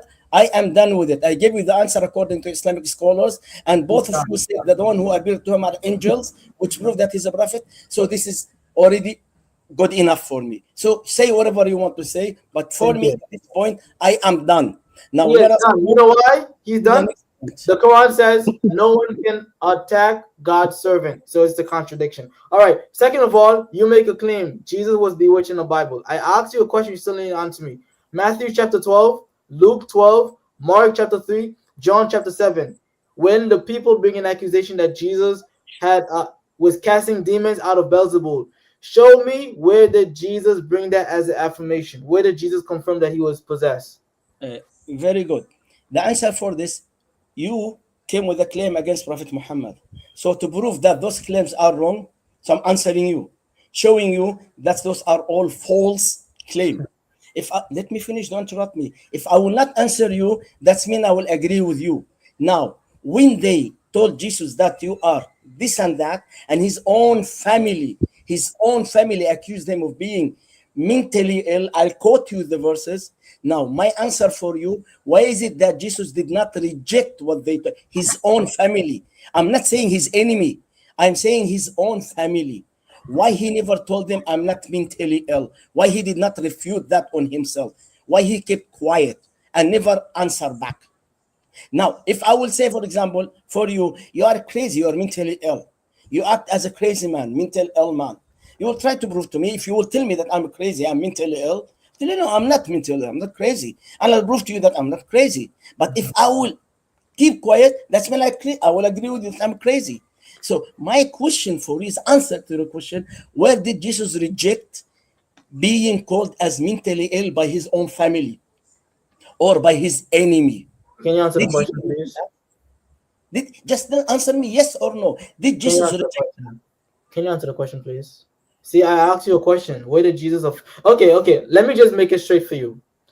According to the hadith, there's more. There's more hadith. Sahih Bukhari 31675, Sahih Bukhari 60. I'm not interested in any more hadith. We are done with this hadith, so we'll All jump to right. next. I don't You well want to jump to next topic that or just shows me all the more why I shouldn't follow a prophet because he was bewitched thought he had sexual intercourse, which he did not. Period. I've asked you, since you went into the biblical criteria that Jesus was bewitched, he was demon possessed, they thought he was demon possessed. Where did the criteria, even the authors of the gospel, admit that Jesus was bewitched? Where does the author or Jesus admit that? Do not jump the question, bro. Show it to me. You make a claim. Can you please read now in front of everybody Mark chapter 3 from verse 21 to verse 24? Okay, which is the Pharisees Can who you was post talking. it on the screen? Notice, What it's is it the together? Pharisee that's speaking. Mark chapter 3. Can you post it on the screen, please? Mark chapter 3. We're going to read the entire chapter. No. I want you to read from 3:21 to 24, please. I mean, you insist to stay in the same topic. I will stay. That's your wish, not my wish. Jesus, But as a matter of fact, I want to answer. I want to expose actually and refute the other lies that you brought up. I'm not interested actually in your Bible here. I'm here to just refute what you say about the Quran. But to jump into the Bible, see, okay, read me those verses, please. then Jesus entered a house, and again a crowd gathered, so that he and his disciples were not even able to eat. When his family heard about this, they went to take charge of him, for they said he is out of his mind. Notice he is out of his mind. Nothing about bewitched here, but we're gonna see. And the teachers of the law who came down from Jerusalem said he is possessed by Beelzebul. By the prince of demons, he is driving out demons. Interesting. Okay, now watch. Let's see what Jesus actually said. Did he admit that's the case? Verse 23. So Jesus called them over to him and began to speak to them in parables. How can Satan drive out demons, out Satan? If a kingdom is divided against itself, that kingdom cannot stand. If a house is divided against itself, that house cannot stand. And if Satan opposes himself and is divided, he cannot stand. His end has come. In fact, no one can enter a strong man's house without first tying him up. Then he can plunder the strong man's house. Truly, I tell you, people can be forgiven all their sins and every slaughter they utter. But whoever blasphemes against the Holy Spirit will never be forgiven. They are guilty of an eternal sin. So let me ask you a question. Where did Jesus admit that he was out of his mind and he was bewitched? Where did he sit in the context?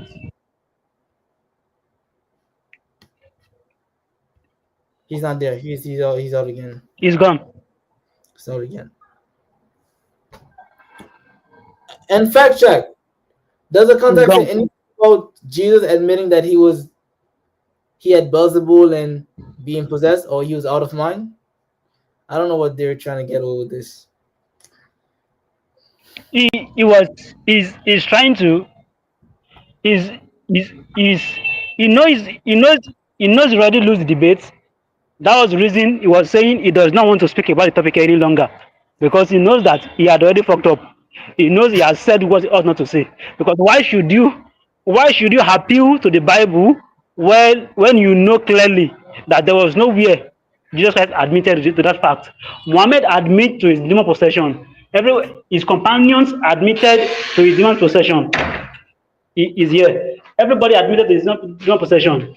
But yet, here Jesus Christ, the Jews and the Pharisees, they only made a claim which Jesus Christ never admitted to, that he was possessed, and he gave them the response. So it's upon him now to show us where Jesus Christ admitted to the fact that he was demon possessed, and or better still, admit to the fact that Muhammad was demon possessed, and as a matter of fact, he was the first prophet. Let me give him.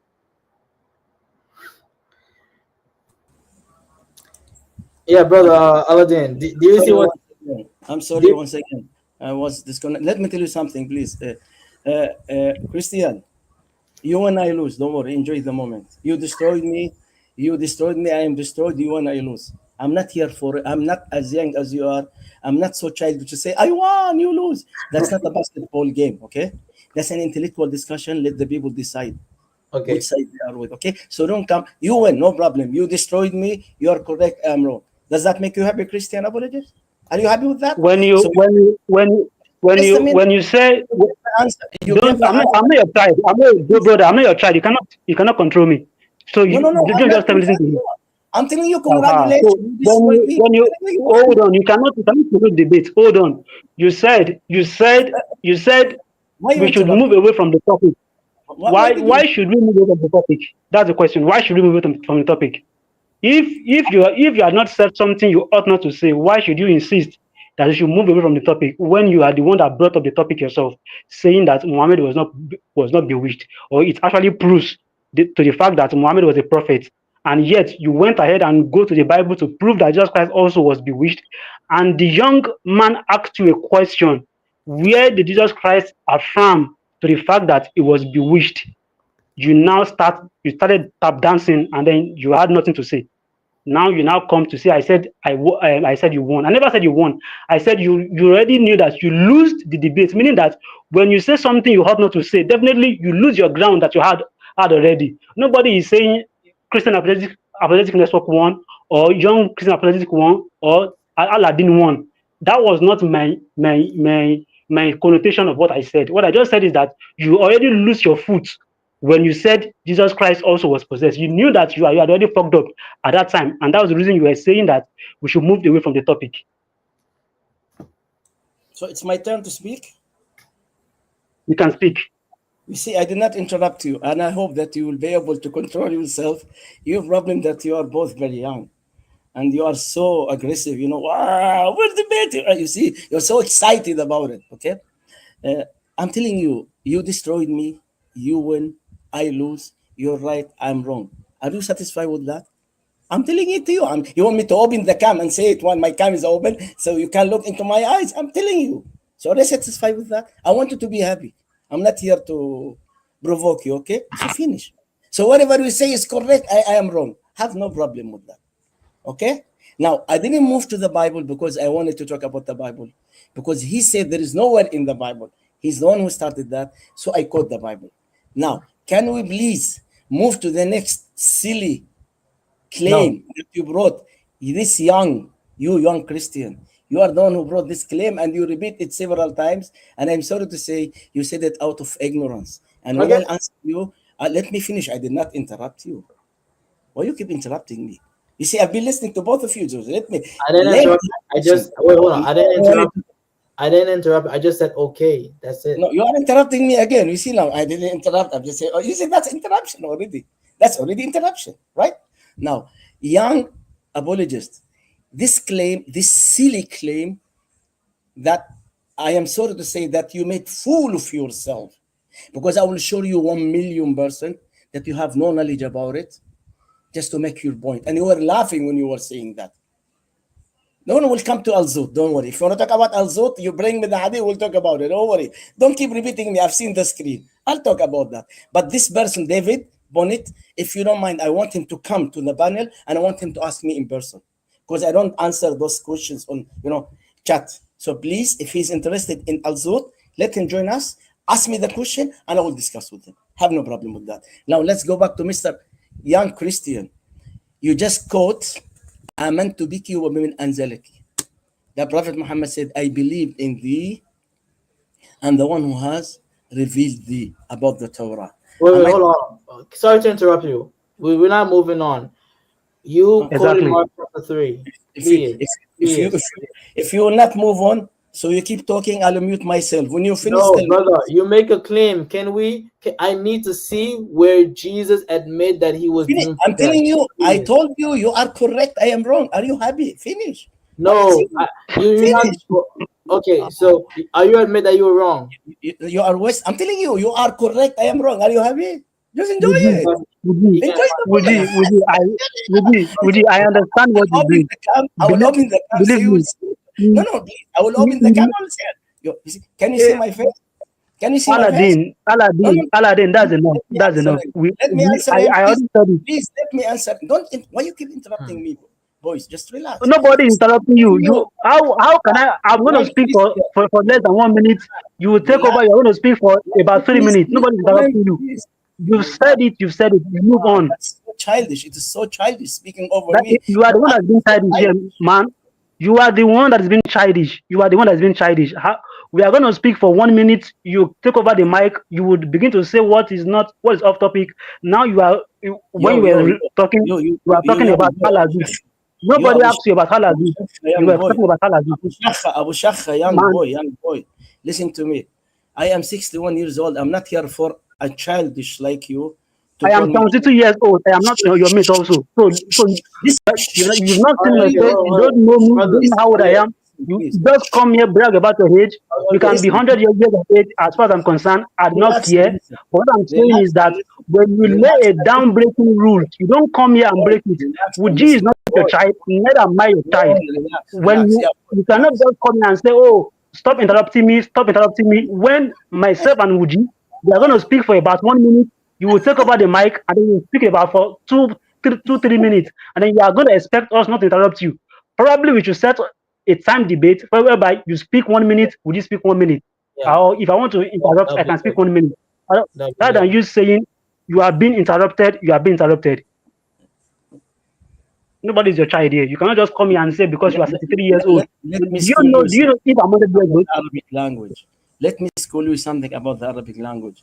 In the Arabic language, I am 60. If an older person than me call me as a boy, that's not, it is an insult. That shows that I am elder, he's elder than me, and I have to respect him somehow. You see, when I call someone younger than me as a boy, that's mean I am older than you. So please just talk with respect. It is not an insult in any way. That's according to the Arabic literature and Arabic tradition and language. So when I call you as a boy, that's mean I am much older than you. So please talk to me with respect. It's not insulting. You understand? How did So you know you are I so am? You now are much older than me. How do you know? you How are do you so know? emotional. Have you You seen are it so before? emotional. You are so emotional, I'm not very much emotional. You are the focusing one the that is subject. being childish here. You keep on saying you are being interrupted. You are being interrupted. Whereas when you are given the mic, you speak for Can you have more timer than three here? minutes, Can you have and then you timer expect here? us Can you have not timer? to You interrupt have you. three Yeah. minutes. I have three Okay. minutes. Okay. Here's what Definitely, we could that's do. what I suggest. Let us have the timer so that nobody will say Okay. Here's you what we are could do. 1 minute each. 1 minute each. I'm going to Yeah. check the time. I'll be a Yeah. timekeeper. 1 minute each. Nobody will speak over each other. Yeah. Let me get 1 minute. No, no, no, no, no, my. no. Yeah, Christian, apologetic. I want you to be part of the conversation. You are not here to moderate. I want you because the second claim brought up by you. It's you who brought this silly claim. Okay. You are So part of the discussion, okay? when you I'm okay, telling okay, you, Aladdin, the first Aladdin. subject, I I am. was wrong, you are correct, you win, I lose. Finish. Okay, I was Aladdin. wrong, you Okay, are correct. Finish. Aladdin. It's The okay. second part, I'm gonna be the moderator for you and him to go back and forth.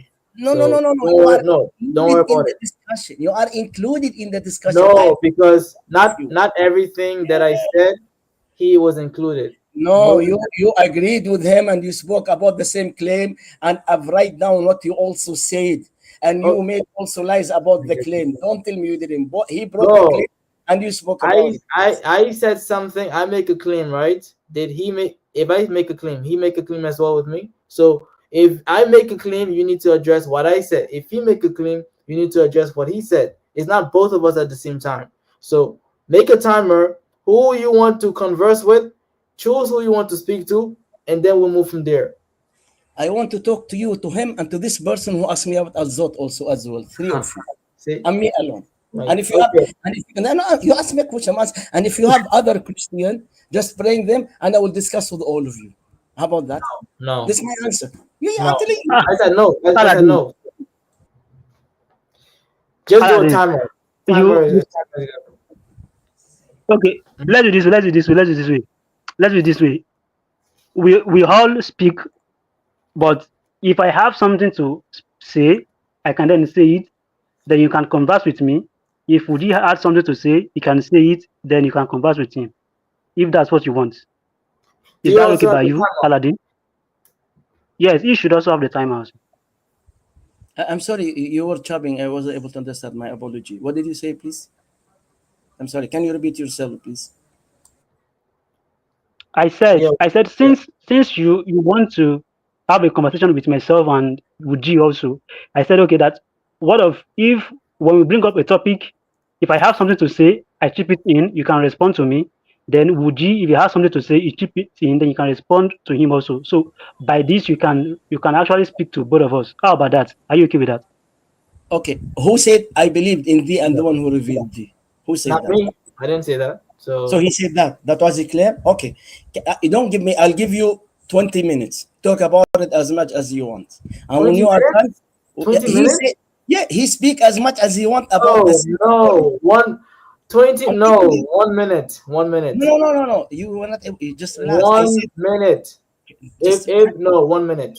relax. 1 You know minute. what?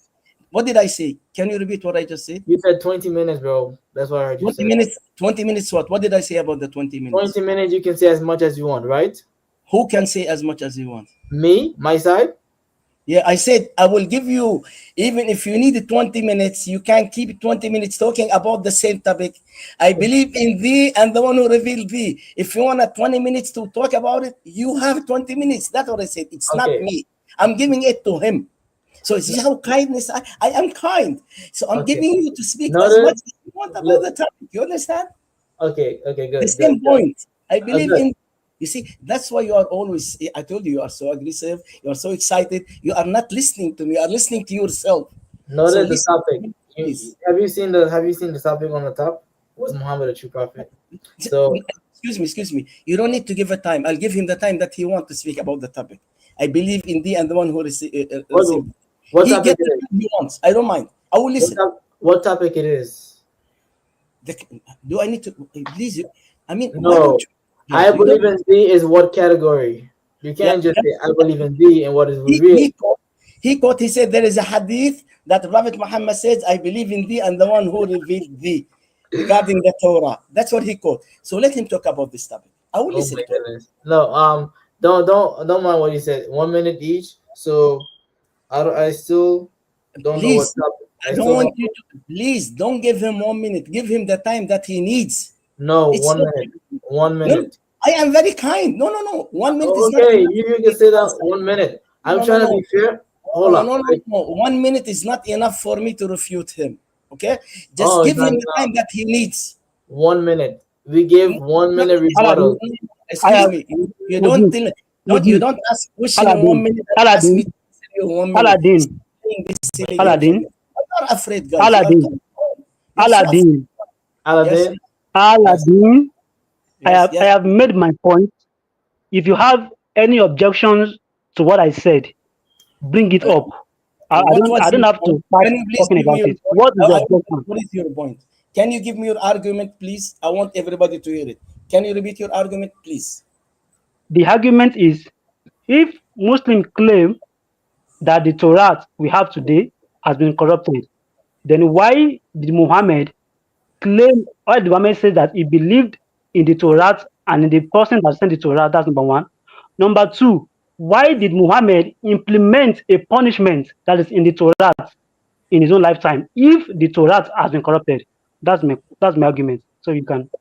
Oh, now my question for you: can you give me the Islamic source where Prophet Muhammad says, "I believe in thee and the one who revealed thee"? Please share it on the I do screen. not. I do not know it. Do you know it? No. I know it, but the people who watch the video don't know it. You How know do you it. know? So Okay. please, If you know it, then why are you asking me? no, If no, you no, know no. it, then Don't why are you play asking me? If you don't know it, don't play this game with me, you boy. know it I and you are asking me. understand. Can you start your Oh, 1 minute? what I was quoting, is it true or false? You know it, then why are you asking me? Can you start your timer, please? Can you start your timer? Okay. He's laughing, isn't it? He's laughing, isn't it? I know I'm not. Look him laughing. I'm sorry. You make me laugh, my friend. Last week I told you, when you bring me something, you bring me share screen and post the claim on the screen, and I send you a text message, comment under the video last week. I said the same thing. Whoever write a comment, I answered him in a comment. I don't know, it was you. He's the owner of the channel. So I told him, when you bring me a claim, bring the Islamic sources and share it on the screen. So will you please share the source on the screen? If you don't know, say I don't know. So I will help you out. No. Can you please answer me, Mr. Christian? Apologies. Share it. Can you please? He ran away. Your friend ran away, Christian. He ran away. Tell him not to run away. That's very bad in your side. He's hiding. Why? Hold He's on. He's like, now he'll tell me, oh, he lost connection because it's raining. Okay. Are you the Christian apologetics? Maybe his connection. So, bro, why are you Hello, laughing? can you hear me? Bro? Yeah. He's, Hello, he's, can you hear me? Yep. Hello, Yeah, I can hear you. hello, can you hear me? I can hear you. Can you hear Yeah. us? What? Yes. What did he say? He said that he want the source on the Yeah, I can hear you screen. now. He said he want the source on the screen. It's like he knows the source, but he's still asking us for a source. no, So no, I didn't say that. I said if he doesn't know, he said I don't know, so I will no, say, but do you know the source? You know the source, right? of course, 100%. You Okay, know. okay. If you know the source, then can you address it? 'Cause the people who are listening, they know the source as well. I don't. I'm sorry. I thought that I'm talking to him, not to you. Why you are defending him now? When you Yeah, are answering, because I have a timer. you disappoint. You are a timer. You are defending him. Are you I a no, attorney? I have a timer, and I'm timing it. So you Muji, make your Muji, case. I'm sorry. Muji, let me speak. Let me speak. Let me speak. Let me speak. All right. Let me speak. Let me speak. Let me speak. Let me speak. Now, it's not that I don't know the source. You know the source. Then why are you asking me to bring the source up? If what I'm saying is wrong, say it. I misquoted Muhammad or I misquoted the source. If it is true, those that are listening, they know that what I'm saying is true. That there's a source for it. That Muhammad said this. There's an hadith for it. I am saying is if the source is not true, if it's not there, is it not there? Am I wrong? Must I display it? If I didn't display it, am I wrong? What I said, is it wrong? Must you see it before you believe it? Or don't you know your sources again? That's the question.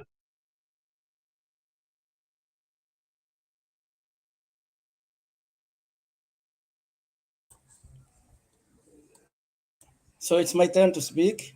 A Christian apologist. Yeah. Allow me to school you Islam from the Islamic sources. That's what I was trying to say at the beginning.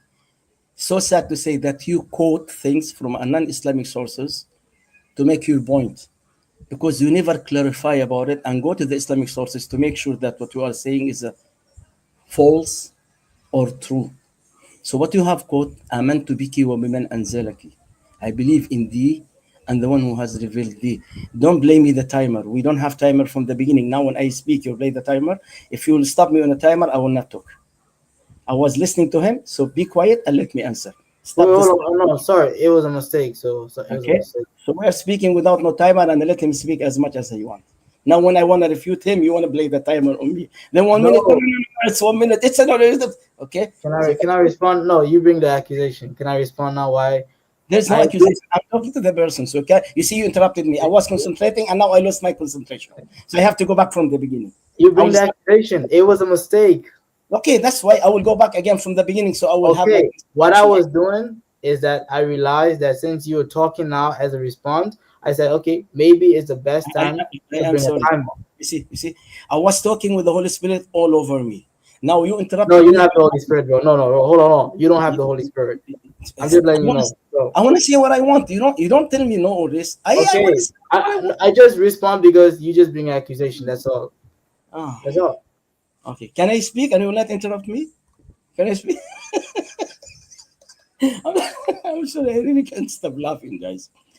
Young Christian, let me tell you something. Once again, you see, I feel really sorry for both of you that you quote things from a non-Islamic sources just to make to your point. So please, next time, just bother yourself, do your own homework, and search for it from an Islamic sources and try to learn about it from an Islamic sources. You quote the hadith, "Amantu biki wa biman arsalaki." I believe in thee and the one who has revealed thee. You can read this hadith twice, only in Islamic literature, traditional, in the same book. And one of them give the weak hadith in the same book, corrected the hadith and gave the correct hadith, which you don't know about. Christian apologist, I will ask you a question. Please answer me by yes or no, kindly. Did you know that before? Yes or no? Christian apologist, did you know that before? Ca- Can Yes I or can no? I speak now? Can No, I no, no. I'm speak? asking you a Is question. it my turn I'm to not. speak? I'm asking you a question. Do you understand my You English? cannot ask me a question and then I will just give you yes or no answer. If it's my turn to speak, let me No, no, speak. no, no. Is your one I'm minute not over? asking you about Islamic things. I'm asking you what I just said. What I just said. I would have to. If it's Right my or turn to speak, if it's my turn to speak, I will address it. If it's not my turn, then you can continue. now, you can find this in Sunan Abi Dawud in volume number 6, exactly in page 498. And this hadith was narrated by Hisham bin Sa'ad. And at the end of the hadith, Hisham bin Sa'ad says he referred you to the original hadith, which is narrated from, at the end of the hadith, he referred you to the hadith, original hadith that he quote from, which is from Malik bin Nafi'. Now, in the same book, in the same volume,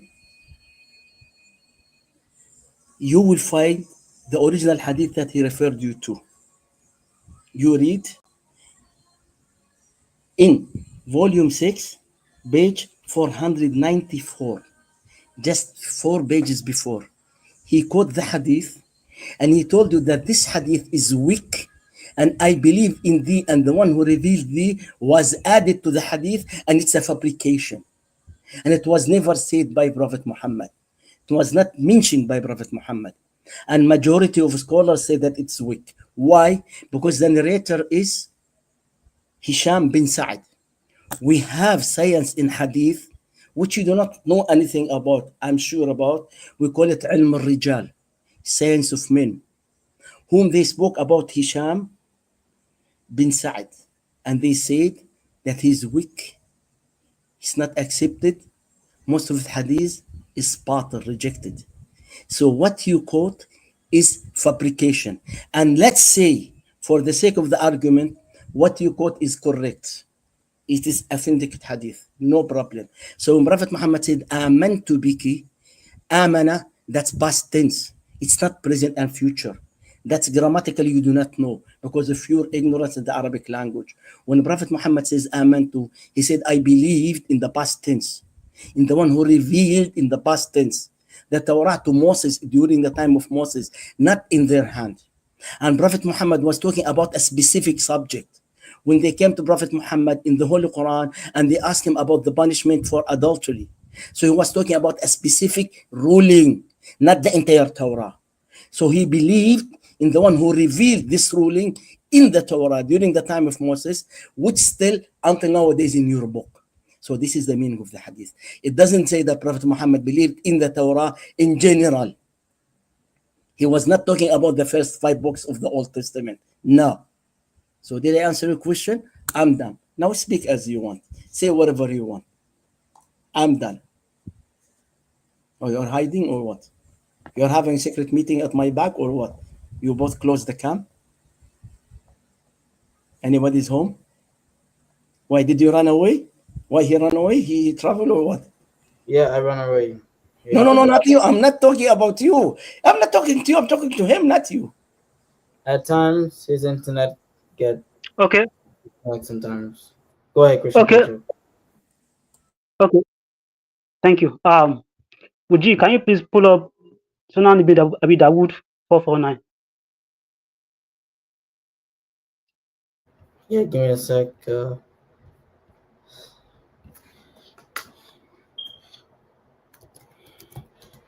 Abu Dawud 4449.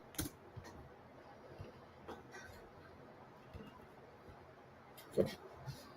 Sunan al-Tujur. Now, Hope, I would want you to read this verse, this update, because he according to him, I didn't write down the name of the narrator he said, but you can see that the name of the narrator he mentioned is different from narrator here.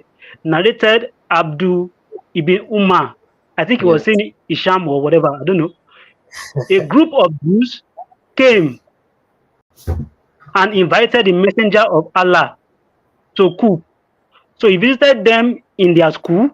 They said, Abul Qasim, one of our men has committed fornication with a woman.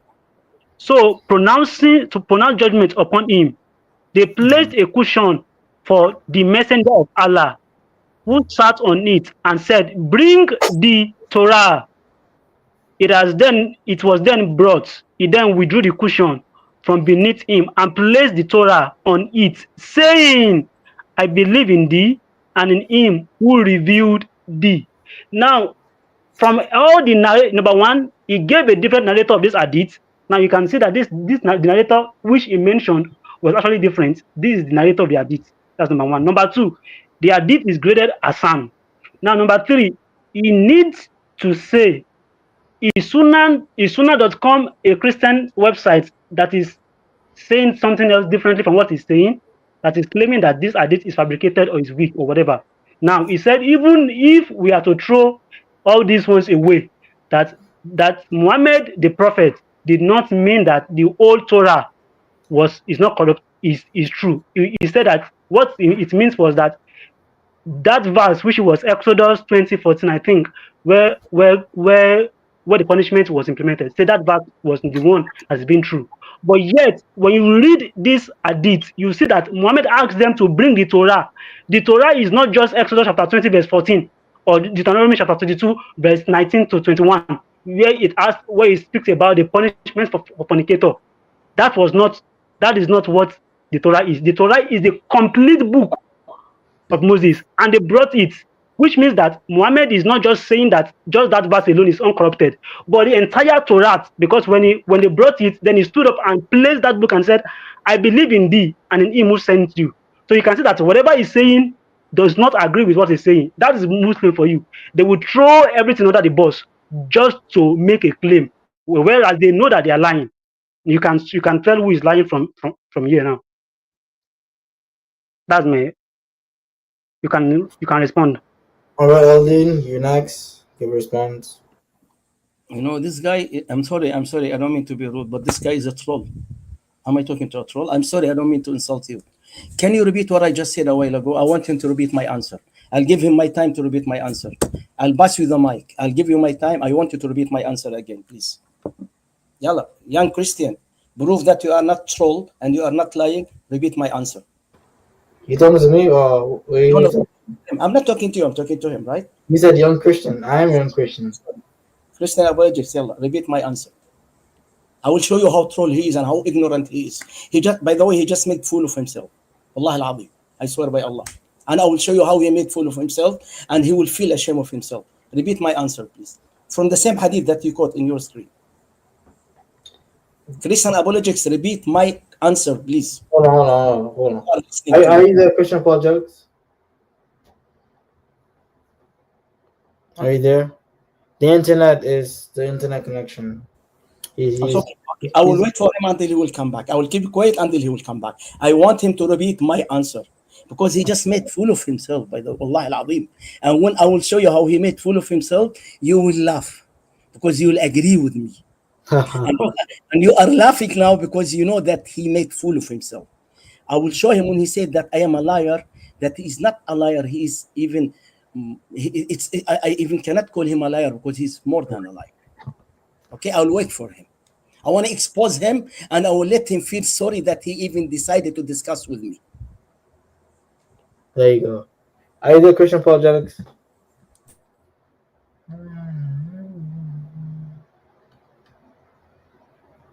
Christian apologetics, you there?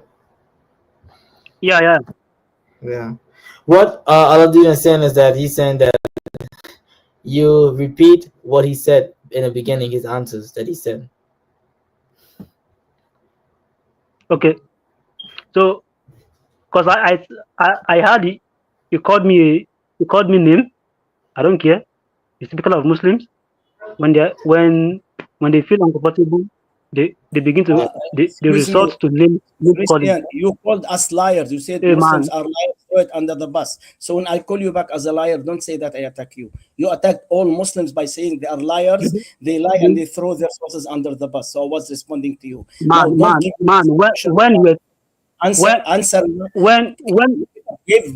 you are talking, I never interrupted you. Don't interrupt me. I'm giving you my time. Will you please repeat my answer, please? Stop interrupting me, please. When it's your time, you can speak. No, I'm not interrupting you. It's my turn. I'm giving you my turn. It's my mic. I'm giving it to you. If I'm not interrupting. I'm telling I you, I take never my knew you time. give me a time, even if you give me, will you allow me speak or you want to speak? If you want to speak, speak. Let me allow you speak. You can go ahead, speak. I'm listening.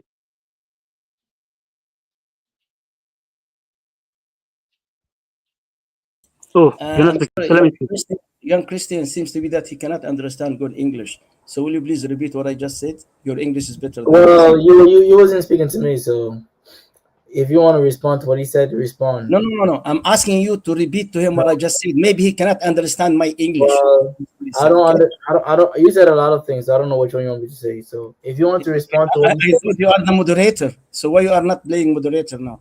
That's a job of a moderator. Am I so correct? why would I speak for you if I'm the No, no, moderator? no, no. You are not speaking for me. You tell him what did I say, please. I'm asking you to help me out.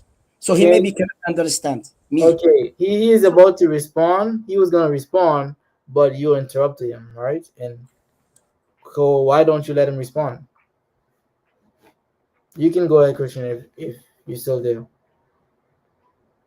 Okay. I didn't. Can you please? What did he say? Because I didn't even want to respond to.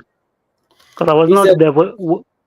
what he's saying is that maybe you take him out of context about maybe you said he's a liar because of certain things. I don't know exactly what you said that contradict what he said. So, but he said you are a troll because you take him out of context. So he said repeat his answers what he said if you actually listen to what he said. But Okay. so I don't know. So if you could go respond what he said, then you can do it. Young Christian, can I say Okay. something, please? Can you Hey, you can say okay? something. Say what you- What Can you you say guys say? something, young Christian, please? He What do you just guys? said when he start. Did you hear what he said? He Mhm. said, "I didn't know what his response is." He said that when he start talking. He said, "I didn't know." I write it down. I write notes. He said, "I didn't know what his response is." So he was not listening to me.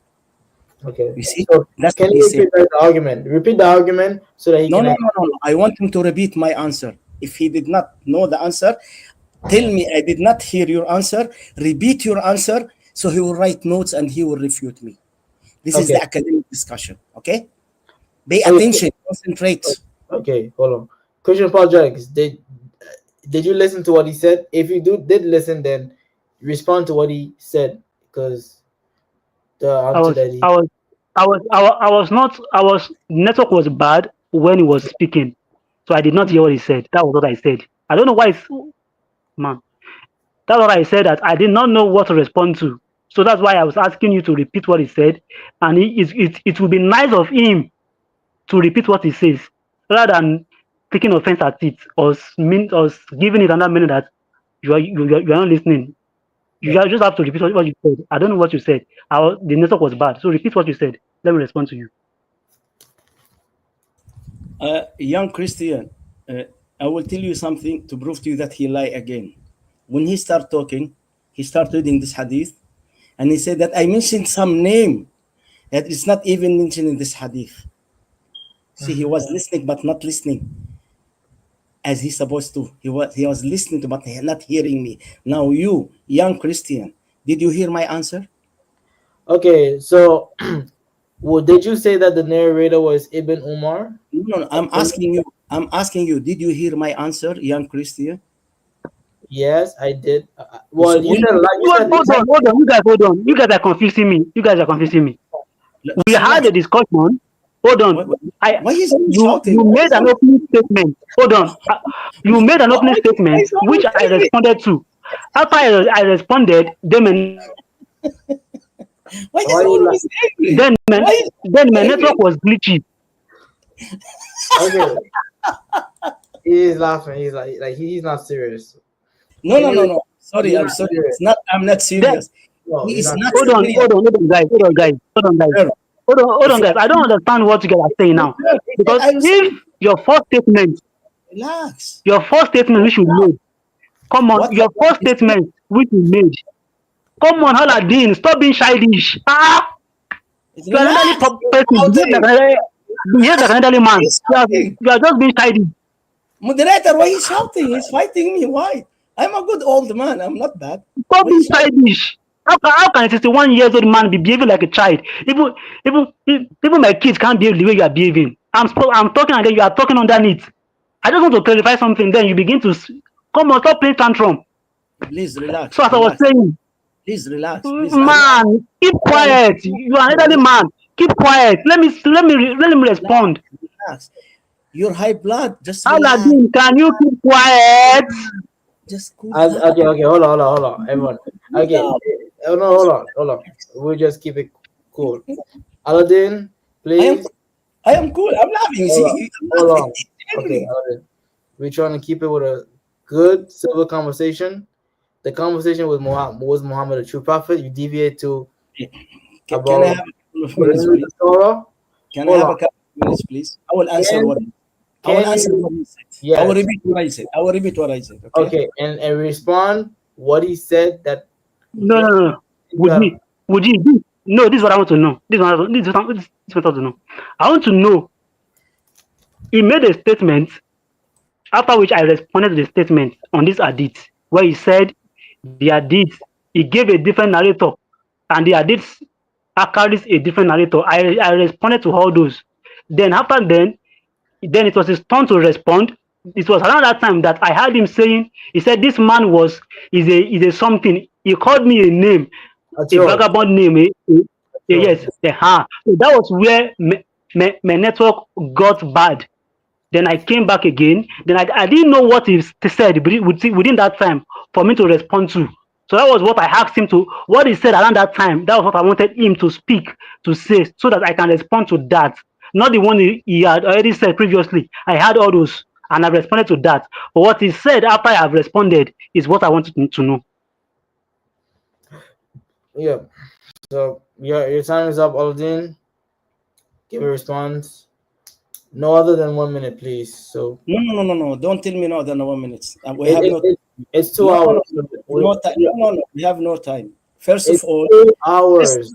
that's It's the 2 hours. I will make. Okay, I will give my answer. Then I will go out. Then if you end up, okay. All no. right. So Can I speak? go ahead, speak.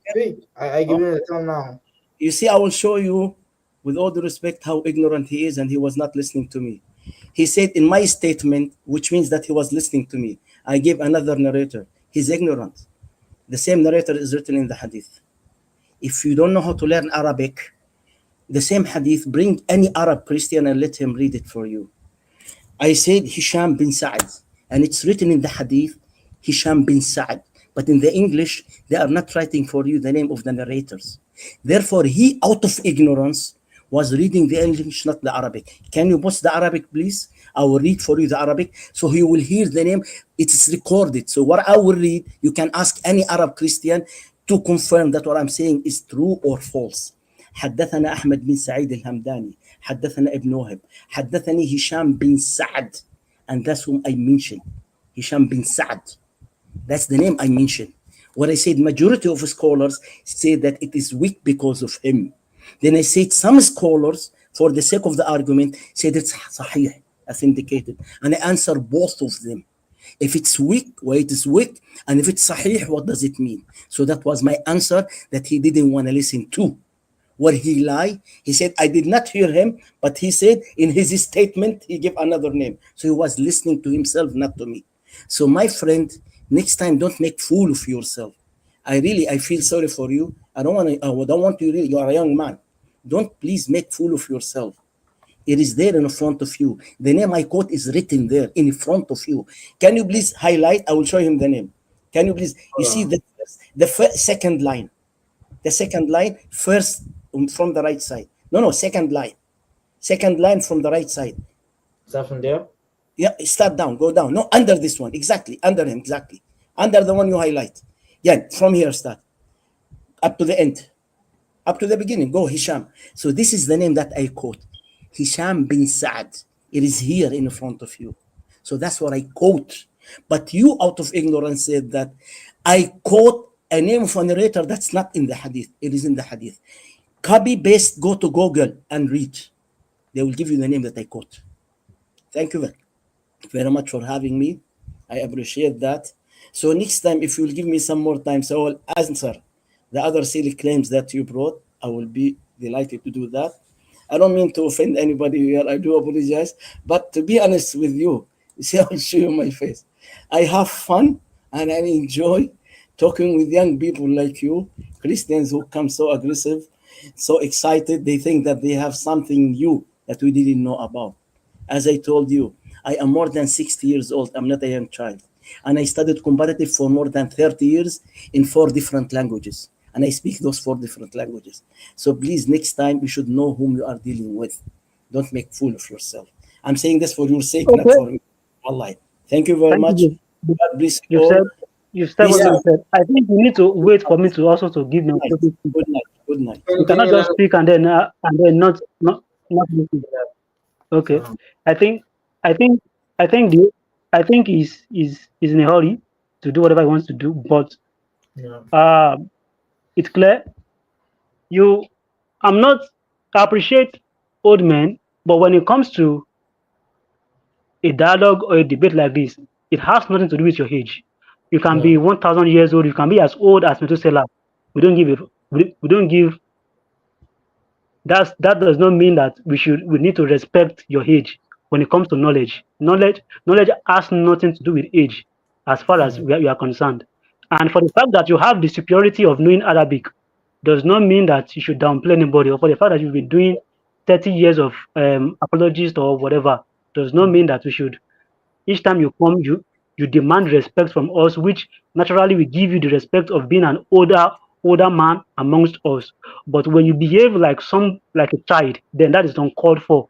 We keep on correcting you. We keep on saying, "Let me speak, let me talk." You keep on laughing, and which just like the way this man this Uj Mohammed Hijab, just like the way he was doing when he was debating with Dr. J. Smith at Speaker's Corner, trying to imitate what J. Smith was doing because he knows that he had already lost the debate. The moment he mentioned the fact that the word Trinity was not used by any of the church fathers. So the same way when he comes, he begins to laugh. He does not allow people to talk. He's asking for respect. Come on, this is a debate. You cannot say all this kind of a thing and then you expect us to just keep quiet. We are going to speak for 1 minute. You would ask us, don't interrupt me. Then you go on to speak for 2 3 minutes. Come on, man. We are going to Mm. interrupt you when you're taking longer time to speak. So if this has nothing to do with what your age. We respect you as an elderly man. That is not. But when it comes to a debate, everybody has to just bring his point, and then we have to look at it. Mm. And as for what you said about Isham or whatever, I don't know. I don't know. I don't know. But one thing I know is that Muslims, there's nothing that is certain in Islam. That's what you can be sure of. Nothing is certain. Sahih al-Bukhari hadith are being swept under the bus by Muslims. There is no Yeah. hadith that you can quote that Muslim will always have somebody to tell you that, hey, this person said it is weak. That person said it is strong. That person said it has K leg. They will always have that for you. But one thing that is most important is that in is Sunnah.com, is it a Christian site? No, it's a Muslim site. Number two, was it put there as a Hassan by Christian? No, it was put there by Islamic scholars, top Islamic scholars. So me quoting it, you cannot say because I quoted it is weak, then you blame me for it. Come on, you cannot blame me. Blame your scholars. Yeah. Blame your religion that you cannot agree to which one is fake, which one is wrong, and even why do you have to have weak and strong when it's all an hadith? So you should blame the confusions among you because every day you are updating the hadith. You are demoting some to weak, you are demoting some to strong hadith. That's just by the way. So Woji, I did not know if can you just copy that Islamic part of the hadith. Let us look at it on Google Translator. Yeah. Let us have it. Let us look at it. Let us Let me just zoom it. let us- no the full thing. No, everything. Copy Everything. Let me everything. I see. want to read it. Everything. Yeah, Okay. so that Yes. we can get the fact of it. Probably, yeah. So give me a minute.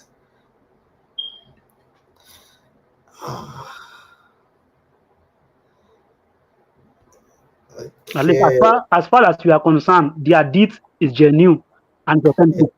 He can say whatever he wants to say. Muslims does not agree with anything. They can tell you tomorrow Sahih al-Bukhari hadith is weak. They can tell you this one is strong. That's their cup of tea. But the fact we know that this hadith is a strong hadith and an Hassan hadith, acceptable by all scholars. So whatever he said, What I'm going to do, because it's a lot, then it says text exceed 3,000 characters. So I'm going to copy and paste some. no, change it. No, you didn't change the word. Hold on, hold on.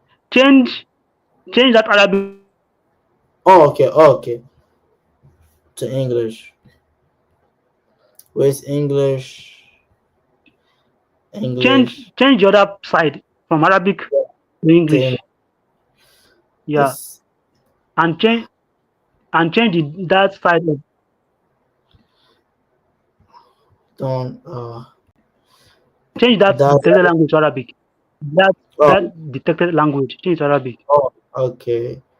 But it still stays the same. Character exceed 3,000. Yeah, you can just shorten it. You can cut it. Yeah, let me just shorten it.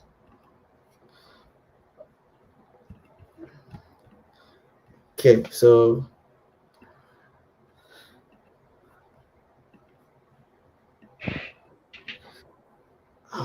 okay.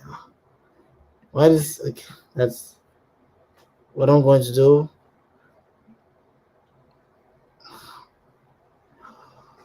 Okay. No, you choose. Okay, is that where he's mentioned the name of the fellow? Yeah, Just choose bring it the from the file. beginning. Start from the beginning. Start from the beginning. You can just from the beginning to have from the If I top to have each. Yes, from this there. Put it if I down. if I try from there, it's not gonna allow me to copy it. I don't know why. Just copy the first page. Copy the first page. Let us see. Yes, just copy that area. Copy the See first line. Let us see what that says. okay, just copy this one. Okay, let me just copy it and okay. Abu Ahmad bin Said Al Hamdana, narrated by Ibn Wahab. Okay, Ahmad bin Said. So that's the narrator in the beginning. Now, if you go back, okay. So now we're gonna see. Oh, okay. So it's I'm not seeing the screen. oh, you didn't see this. Let's Okay. see. Okay. I can see. Oh, right. Okay, let me just. I can see. I can see you posting it, but I'm not seeing the results where you posted it in Google Yeah, Translator. that's the results. Ahmad ibn Said al Ahmadin narrated to us. Ibn Wahab narrated to us. Okay. So that's the narrator in Arabic. And going back to trying my best to see if I could screen share this. Okay, come on. Okay, okay. Give it a try for this one. Copy and paste. Okay, so a group of Jews called the messenger of God. Oh, sorry, I didn't share this one. You didn't see it. A group of Jews called the messenger of God. May God bless him and grant him peace. To the Kaf, he came to them in the schoolhouse and said, O Abu al-Qasim, a man among us has committed adultery with a woman. So judge between them. So they placed a cushion for the messenger of God. May God bless him and grant him peace. And he sat on it, and he said, So bring me the Torah. So there's no difference, and even in Arabic. Bring me the Torah. Now, please, what the name yeah, of the man he called Isham also? Which page did he say it is? I think it was in the second or the third line. That name he mentioned that because of that name they disqualified the hadith. I haven't seen the name. let me hold on. Because I don't know what he's talking about as well. So I'm gonna We were talking about a name. No, I think no, it's up, up, Mm-hmm. up. Yes, the name is, I think it's at the second line or third line. Just copy. We've seen the first line. Copy the Yeah. second line. Copy the second line. Yes. Just copy the second line. Yes, copy it. So paste it. Let us see if the name is there. Hashim bin Isham Said. bin Saad Yeah. that Zayd bin Aslam stood in Told on the authority of Ibn Umar. Ibn Umar. He's saying the authority of Ibn He said. Umar. So There you according go. to him, he said because of Isham bin Saad, the hadith, some scholars say the hadith is weak. Well, like I said earlier, folks, every hadith of Islam is either weak or strong. There is no unanimous scholar that will say this hadith is not weak or strong. But according to what we know, this hadith is a strong hadith. It's an Hasan hadith. It's a good hadith. But because he wants to downplay this, then he said some scholars, which we know that not every scholar says this is a weak hadith. Some scholars, even when there is no hadith you will quote now, there are still scholars of Islam that will tell you this hadith is weak. This hadith is not strong enough. That's the fact. Some scholars, they understand. And now, I love the approach. He now said, even when we throw all this away, that even if this hadith is said to be strong, let's agree that some scholars did not say this hadith is strong, is weak.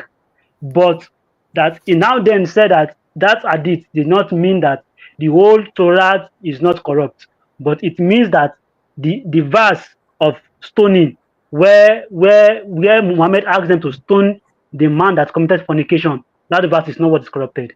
But when you read the hadith, you will read it very well, where it says that Muhammad asked them to bring the Torah. So when he bring the Torah and he said, I believe in thee and in him who has revealed thee, it means that he's not just talking about a verse in Deuteronomy 22 or a verse in Exodus 20 that has to do with the stoning of a fornicator. It means that Muhammad agreed to the whole revelation of the Torah because they brought the whole revelation of the Torah to him. So with this, he was busted. And Uji, do Yep. you have anything to say? Yeah, it was a bit heated, which didn't really expect it. Didn't want it to happen like that, but I understand why. I think he did come with some accusation, to be honest. So first he accused me that I've quoted the non-Muslim sources to prove a point, but I've asked him. So he thought I quoted a non-Muslim source to prove that Muhammad was bewitched. So I don't know what he's trying to say, but this point about the Torah, he said some scholars say that it's weak. I don't know if he's quoting early scholars or modern scholars, because modern scholars will say it's weak because they see it's problematic. But did the early scholars confirm that this hadith is weak, like Ibn Taymiyyah, Tabari ibn Kathir, and all these guys? So notice when he given a response, he was not there. Notice his double standard. He gave a response. He was not there to try to show evidence of his point. He says even the scholar said he's weak. It's weak. But which scholar said it's weak? He was not about to show. When we said something, he always willing to ask us for evidence. Oh, show me evidence that what you said is true. It's just a lot of double standard. And notice when he couldn't even recant because he make a claim that the Bible, Jesus was bewitched, and he accused us of being ignorant. He even called you a troll, which is fine. If people call me that, I wouldn't really take that personal and try to come against him. He called me a troll. He called like you a troll and so. But at the same time, he doing the very same thing with the Bible. He twists the scriptures out of its context to say that, well, in your Bible, Jesus was bewitched. The family said that he was demon possessed, so automatically he would assume it would be true. I asked him a simple question: where did Jesus admit that he was demon possessed? And the same context he quoted. I gave him a hint: Matthew 12, Luke 12, Mark 3, John 7. Where did Jesus admit that he was demon possessed, or he was bewitched, or he was casting demons out of Satan? The main reason why he wanted to let it go, oh, I went, okay, I was wrong, and so on, because he knows when he being pressed by these questions, he can't find it. He tried to make something up to defend his prophet, to defend his prophethood. And even when I asked, okay, it's talking about the two angels reveal that, oh, there are some people who you was possessed with and so on. But I asked him a question, okay, let's just go with it. It's talking about the angels, they gave him revelation. Okay, cool. But was it before his prophethood or after his prophethood? If it was after his prophethood, why he was so bewitched? Thought he had sexual relations. And even if some Jews was doing a magic spell on him, why was he affected by it? But I thought he's a servant of God. The Quran says a servant of God, the prophet of God, it will not be affected. And that's why we was trying to keep it respectful with me and him, even though he was trying to belittle, to say that he's older than us, that I mean he could talk to us how he want. But I tried not to let that affect me and to say, well, because I know he's old. He tried to talk that way. I understand why you act this way and come against him, but people like Aladdin is not someone we converse and talk to, because it's like he wants to demand control. So that's all we can say. And notice the topic was Muhammad a true prophet? He come and talked about, oh, let's talk about Muhammad said, bring me the Torah, because majority of the Muslims, they don't want to really defend their prophethood. At first, he tried to defend Muhammad why he was bewitched, but he just don't want to talk about it no more. That's just ironic. He made a claim that that's the sign that he's a true prophet. I need to say that in the Quran that if you get hurt, if you get under a magic spell, so that means that you are a true prophet. Just because someone, I believe that the hadith are fairy tales, so they come 200 years after the Quran. I believe that the narrators could, second of all, the narrators could even make something up to make Muhammad feel good, and try to make some stories to make attribute to Muhammad. But at the same time, they admit that Muhammad was bewitched. And so that's all I would say. So Christ is King, Christ is Lord, and just hope that we'll see each other again, God's willing, next Saturday again. So back to Christian Project. Yeah, thank you very much. All right, thank you, folks. It's been almost 2 hours. 3 hours rather. So I think it's time to go. So next week, by God's grace, we'll come again with another subject, which we are going to put up tomorrow by God's grace. The topic we'll be speaking about next week by God's grace. So thank you for watching. Please do remember to like, share, and subscribe. And also, you feel free to use this video on your social medias or your channels. It's not being copyrighted, it's not being restricted. Share it to the glory of the risen Lord and Yeshua. All right, thank you, folks. Till next week. Bye bye.